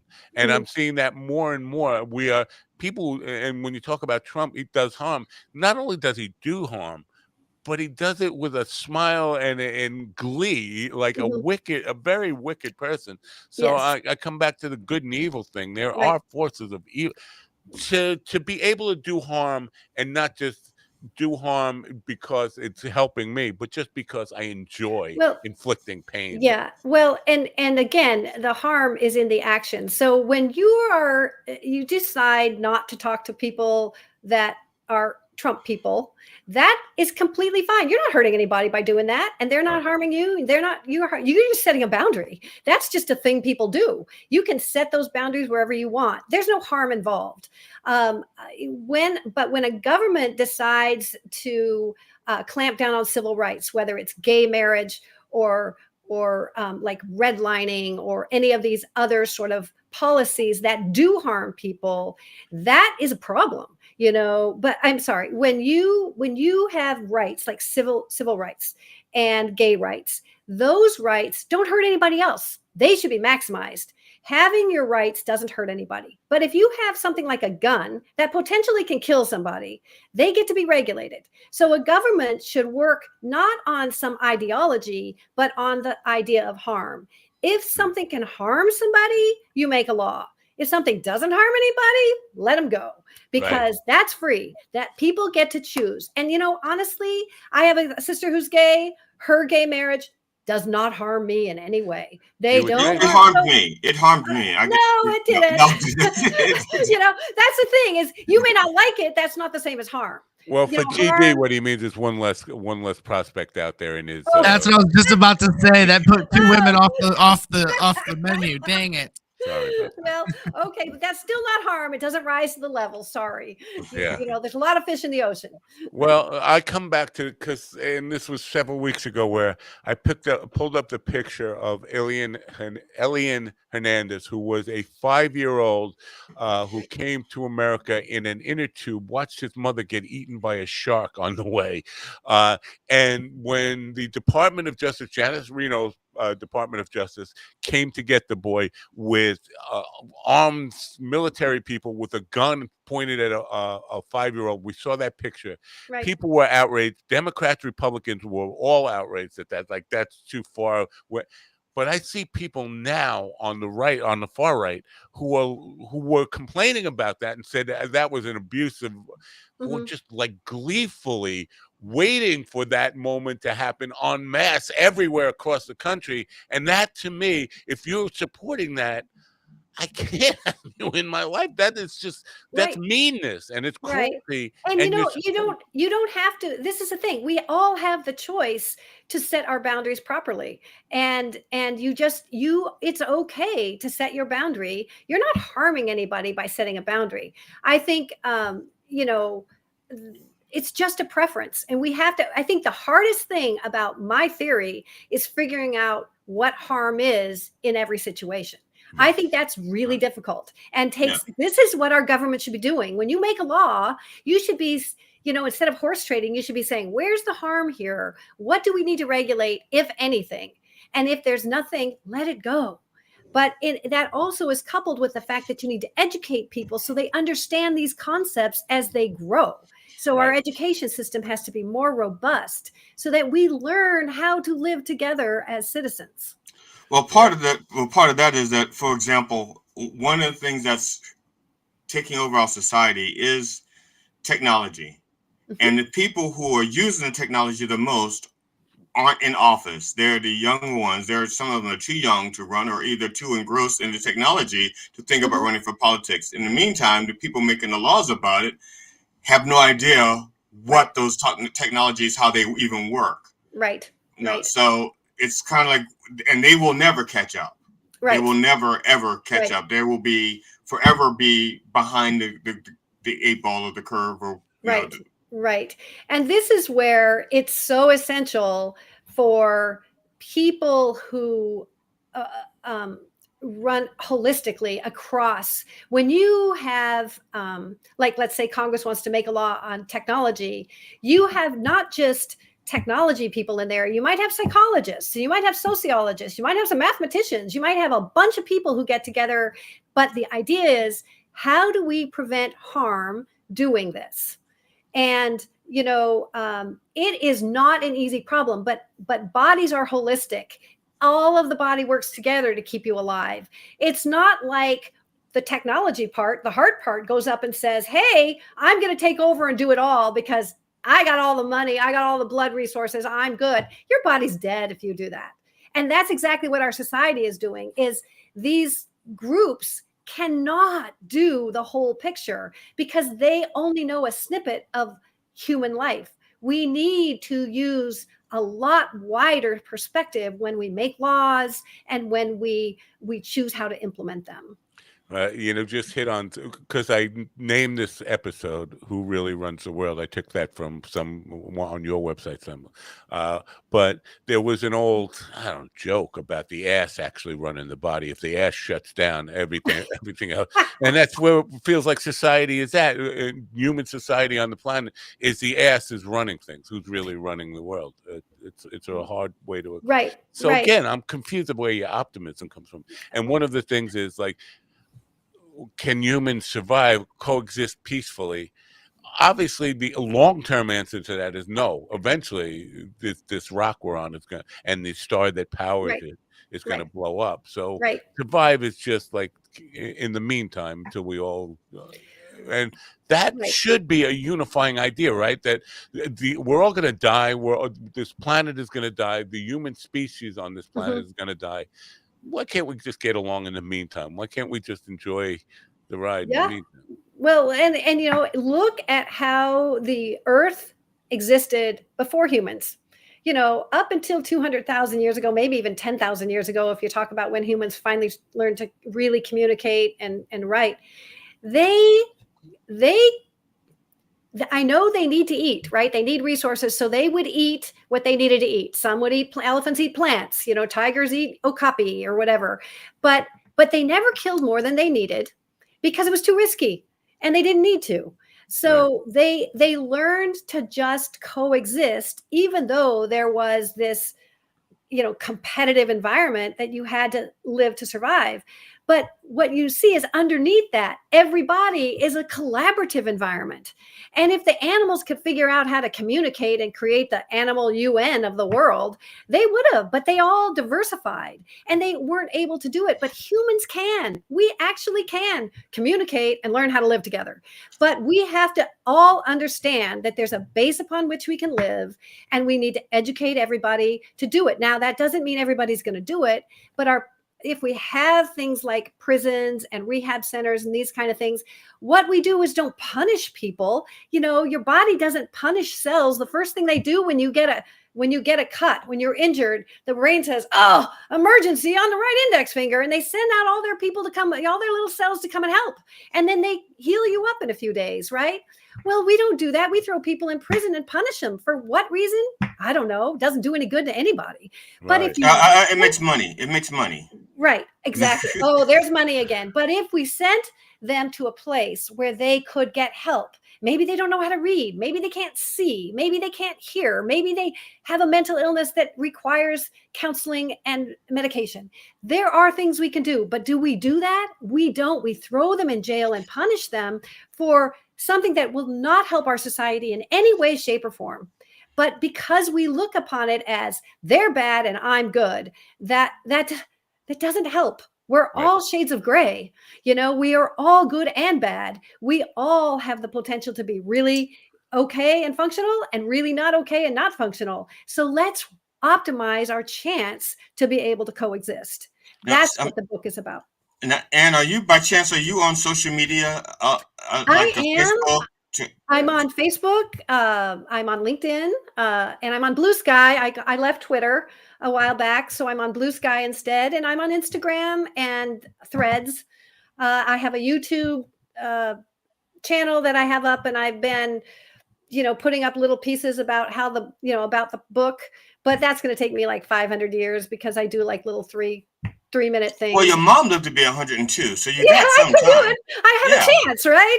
Don't give up. Now, are you Ann Riley on all of those platforms? I am. Or sometimes it's the Human Idea Sphere or the Idea Sphere. I'm looking on thehumanidea.com and I don't see like social media links there. I will add them on the website where I found you. Your links are there. I will add them in the description, but the description to thehumanidea.com is in the link. People can click on. I've been a little bit behind on the getting my website up to date, so it's on my list to do, but yeah. Now you talked about people learning from the people kingdom, learning from the animal kingdom. Right. Now I think we've learned from them very well, but I think our motives are totally whacked. I mean, so for example, animals lie and people lie. Animals lie to survive. Right. But people lie for like profit and sex and power and stuff like that. Right. Well, and animals lie, but they only lie with the stuff they've got, right? A peacock will put that beautiful feather out, his feathers out to attract a mate. He's got those feathers, but a marketer can say, oh, those cigarettes are really good for you, right? we can lie. Animals can only they can only persuade with what they've got to work with. And you're right, some animals, I mean, octopus can change form and they can look like a rock to protect themselves, right? But it's all something that they legitimately have. They're not lying about what they are. They're just changing their arrangement, you know. Well, I'm just I'm agreeing with what you're saying, but it's like, for example, the gopher snake. It shakes its tail over dead leaves so that other snakes or other animals think it's a rattlesnake. Right. You know, right. And it's like, oh, it's a rattlesnake, I better leave it alone. And meanwhile, it's just a harmless gopher snake is just shaking its tail. Right. But it has evolved with that ability because that was a survival ability. Humans can lie and get profit from lying and make a ton of money. And that is, you know, something we can do that animals really can't do it quite the same way. I mean, you know, like I said, if you say a cigarette is good for you and you smoke it because you think you're good for you and then you die of lung cancer, oops, you know, but they made all that money from you. So, oh, well, and it was addictive too. So once you started, you didn't stop buying it.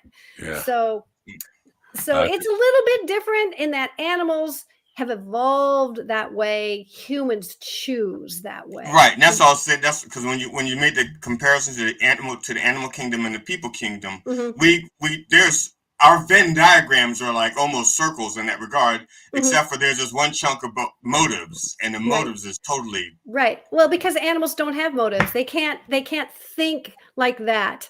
They follow their instructions, and if what happens, they survive, they keep that instruction and keep going forward. But we can manipulate the world. We can choose which instructions to follow and then manipulate the world around us. Like I said, all we have to do is have an idea and share it and have somebody accept it for that idea to be real. It can be the sky is orange, or you know, there's a God made up of a Father and a Son and a Holy Spirit. Yeah, we can accept that idea.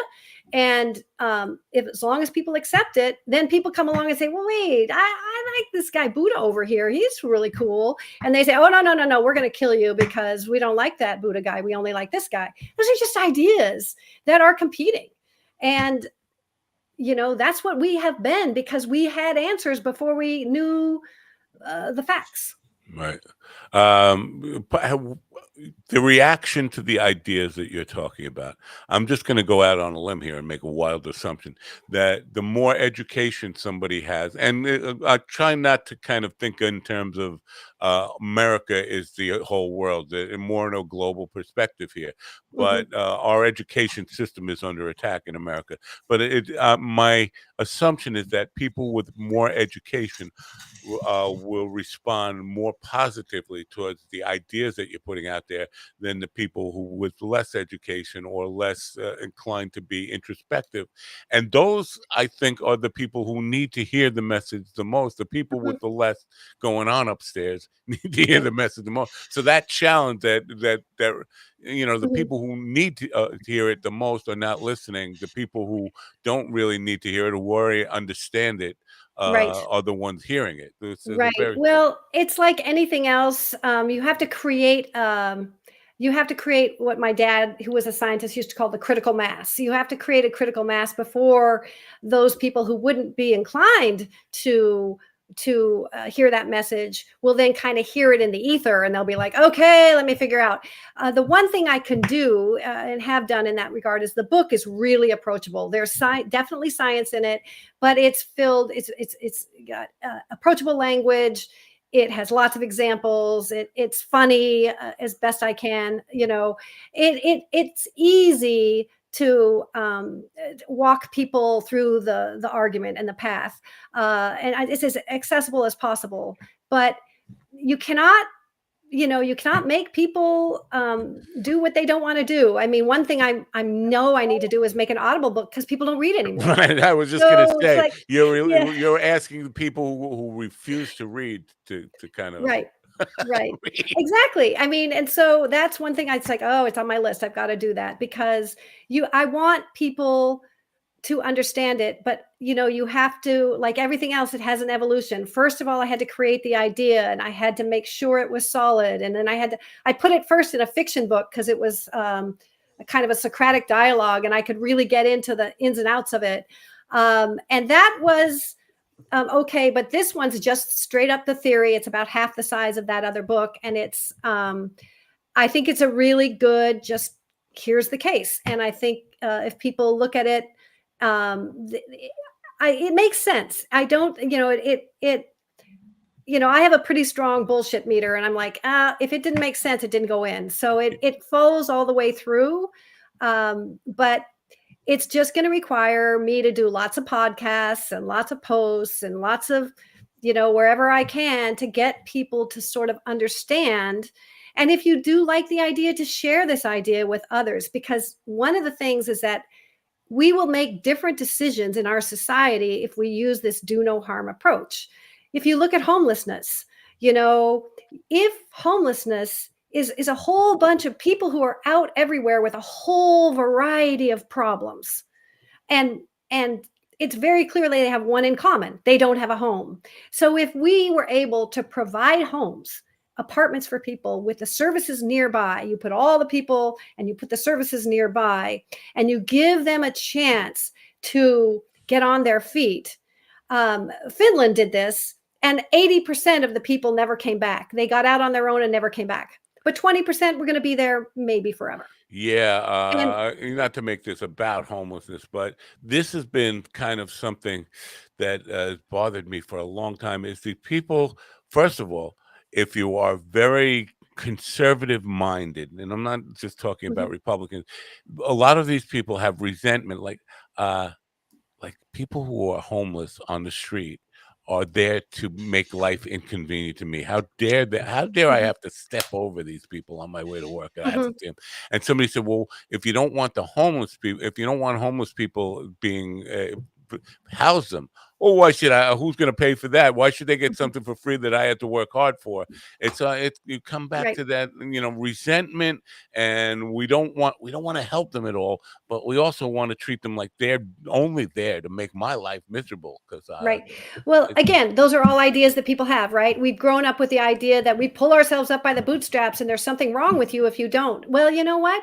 There are a lot of people who are mentally ill. They've lacked education. They were abused as children. There's a lot of reasons why people are homeless. The question is, do we want as a society to give people a chance to become productive citizens or not?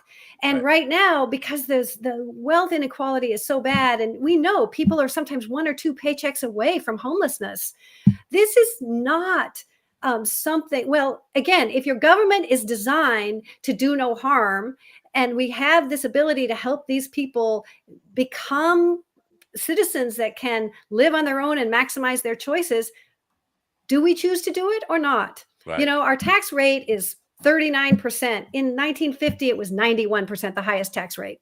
And we built interstate highways. We had a Apollo moon system. We did all kinds of things with that extra money, and we had a huge middle class, and they were educated, and they had health care, and they had all these great things. And then we decided in 1986 that the rich weren't rich enough, and so we went from 91% down to 39%. And now we have somebody with $240 billion, and it's still not enough. So we are just doing it wrong. I mean, let's look at it as an example. In your body, so strange that the MAGA people resist going back to when you ask a MAGA person, what period are you talking about? Make America great again? Well, we'll talk about the Eisenhower years, where this tax rate the corporate tax rate was above 90%, but they resist that. So they want to go back to make America great again, but refuse to go back to the things that made America. This is where, you ask some of these people, just an inch deep of a question, and they fall apart because they don't know their facts. They only know the talking point. And so this is why you have to get people into office who do I guess to understand what I want is for people to embrace this idea and then run for office and have the do no harm be the sort of the mindset that we should follow when we make laws. And again, I want embrace the idea, and I ran for Congress in November, and I got 1 vote. Oh, well, run again. I'm of the mindset that the only way that, well, I'm convinced that the way that we're going to make do no harm work is if we make do no harm profitable. Because that's the only way that the people who with the power to make these changes are going to be willing to make the changes. I'll tell you this. It's profitable because, and this may be above the thinking level of these oligarchs and the super billionaires, is if you don't encourage young people, the working class, to be healthy, you're going to have to do the work yourself because they're going to break down. If you don't take care of the people who are doing the slave labor for you, your slaves are going to die, and then you're going to have to go out and work the plantation yourself. Right. That's why they're working so hard on AI, so that when they do run us into the ground, they will have little robots to do that for them. They don't care. They honestly don't care about those who are not of their ilk. Well, again, the problem with, and again, this is the problem with maximizing profit, is if profit is your only angle, of course, it doesn't matter if people hurt or get killed or are homeless or anything else. They don't care because profit is the whole thing. What you have to do is use regulation and reporting. The body is a really great disclosure mechanism. Every one of your cells reports up to the brain how it's doing. The cells don't have any ability to distinguish if they're doing good or bad. So they all have to just report up and say, okay. And the brain then and the neural system says, oh, we got a problem with that right index finger. We got to go down there and help. But we don't do disclosure. And I think that we should have disclosure laws related to places that can harm people, pollution, homelessness in cities, these kinds of things that we could report up to the government, and the government could say, oh, let's figure out, like the brain, how to help you. I'm not going to just fine you so that you're incented to hide it. I want to help you clean the water.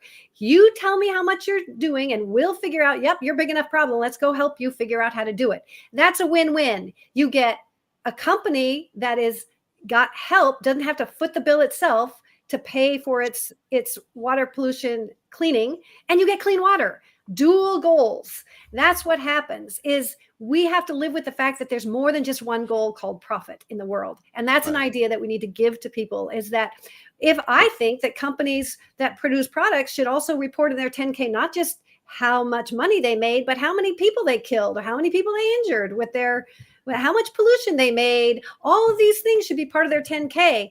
And they should be, people should know, oh yeah, you are one of those people that, polluted the Columbia River. Oh, got it.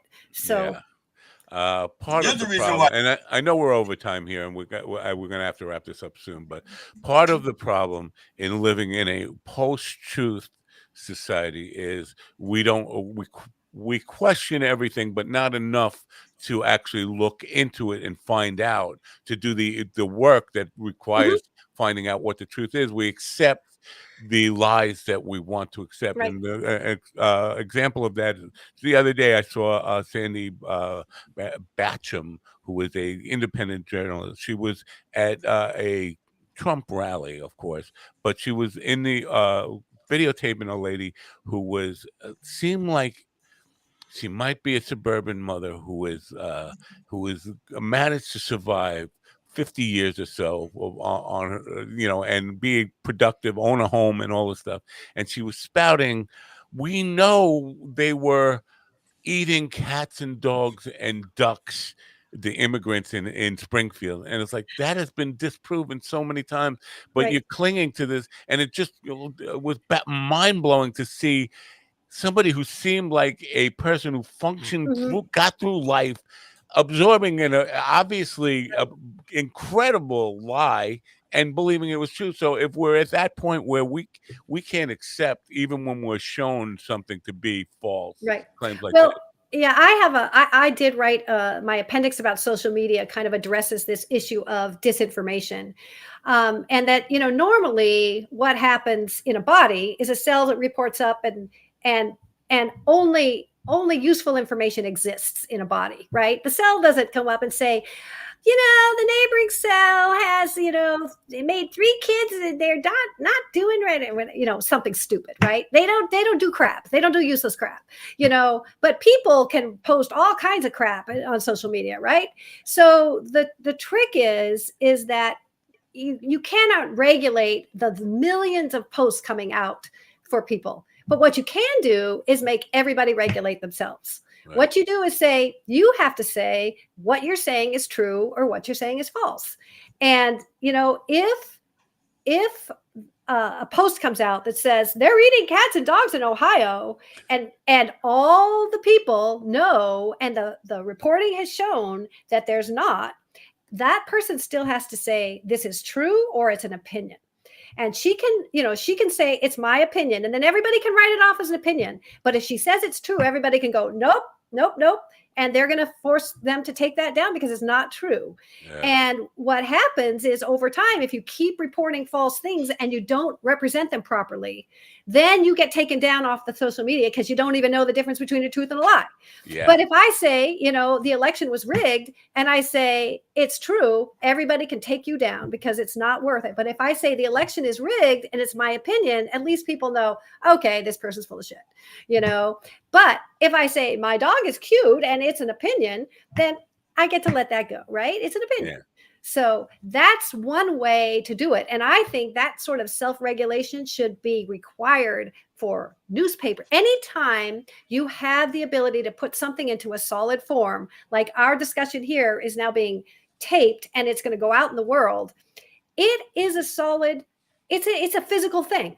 And so there should be, like you did at the beginning, you said, hey, this is everybody's opinion. I'm just telling you right now, it's opinion. So but there's something that falls between opinion and truth, and that's humor. Okay. Oh. And that falls in like a whole grade. And so, for example, we'll see a lot of things on this show that is meant to be funny. Nobody laughs. It's meant to be funny. And as a result, it's just you, GD. I'm sorry. I think you're describing your stand-up, not yourself. Yes, but the thing is, and we say these things, and we may laugh, or we may joke, we may smile, right. And we're trusting that there are people out there who won't say, okay, GD just said nicotine, and he said it in such a way that made it sound really racist, and not, so there should be. I'm just saying, there's just a whole gray area. That's a great. Maybe we have to put an adjective. Oh, this is a humorous opinion or a humorous truth, or right. If it's not true, it's an opinion. Sorry, it just is. I'm just saying, like, for example, I had to make this all about me, Matt. Here it comes, Matt. Here's a self fact, Matt. I had You're self-absorbed. Yeah, I had my regular Facebook page under GD Fenderson, and but that's also where I had my comedy. And people were getting I was getting so much grief over it that I created a second page just for humorous and sarcasm. So GD Funny, where and I said, if you hear it here, over here, it's humorous. Even if you don't laugh, it's meant to be funny. Even if you don't laugh, That's a good way to do it. But still, like, you can say something like, oh, Donald Trump, he, has 34 felony counts and 4 more years as president. What? Yeah, it's true. It's sarcastic, kind of, but it's true. You can get that off as true. So you have to be smarter about if you want to make something true or make something an opinion. That's going to be on you to figure that out. You have to be smarter than the average comedian, in order to make that work. Well, that's not going to happen. I think it will. I'm an optimist. This has been worth the wait. It gave me a lot to think about. Good.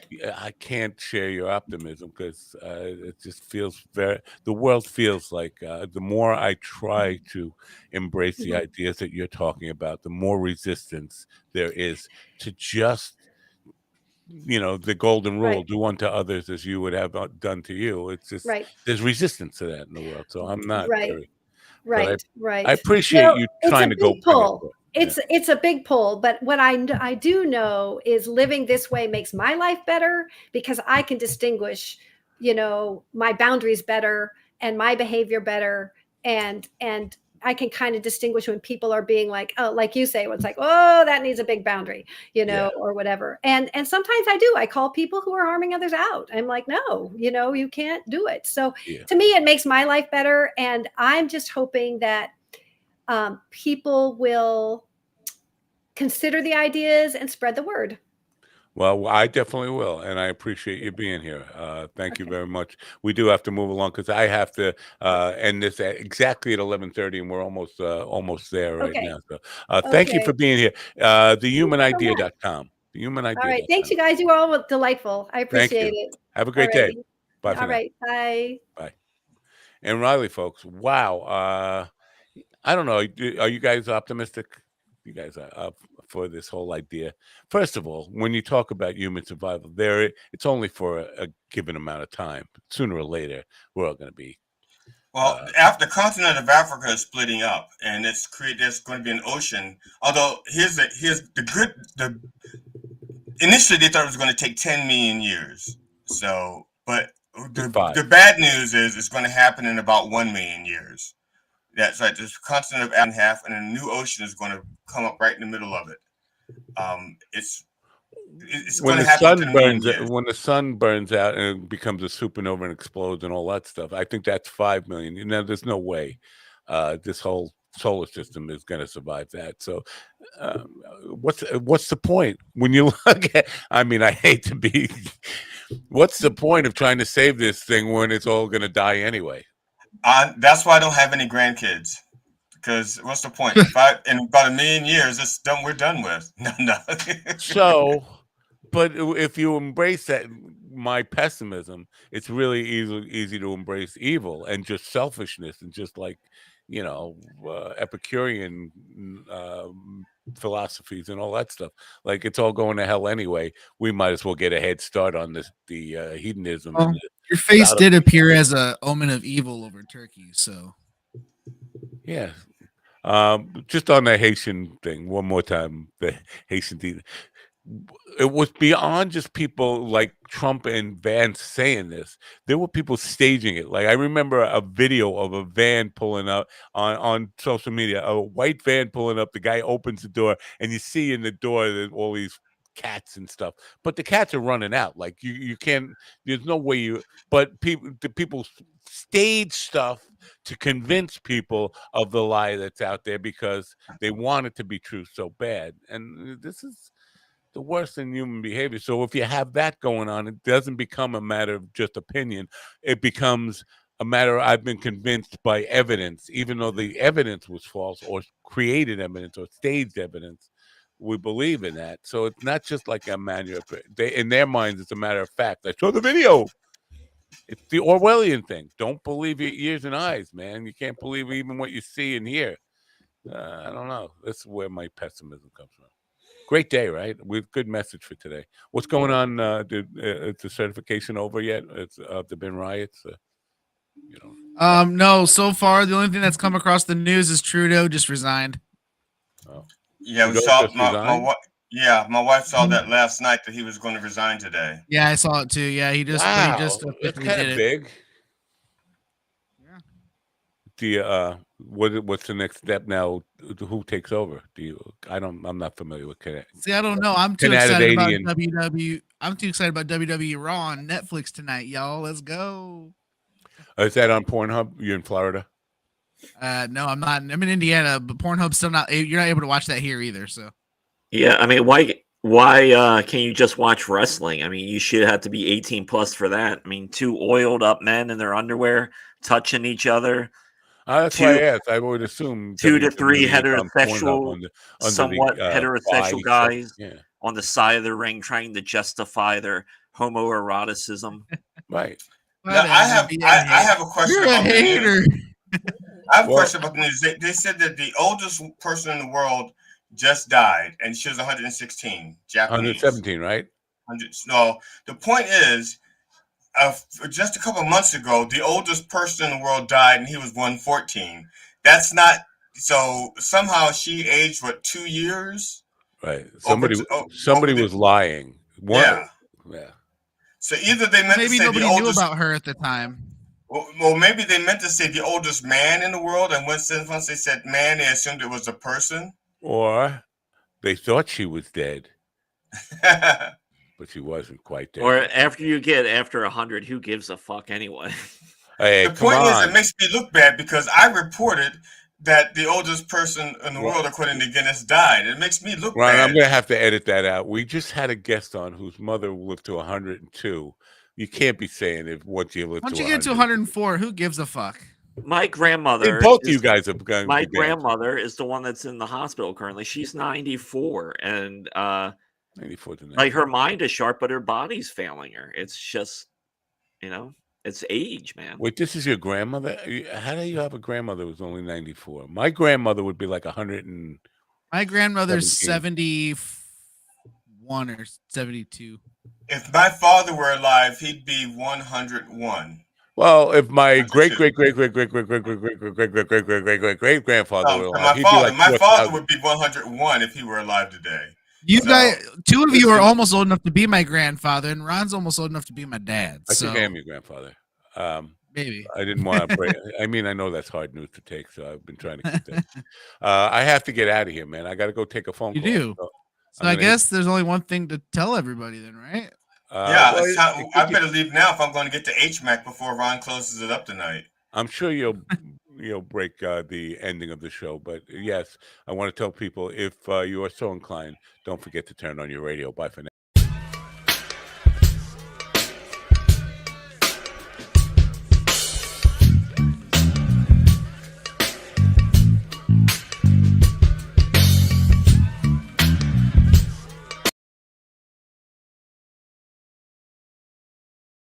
See, he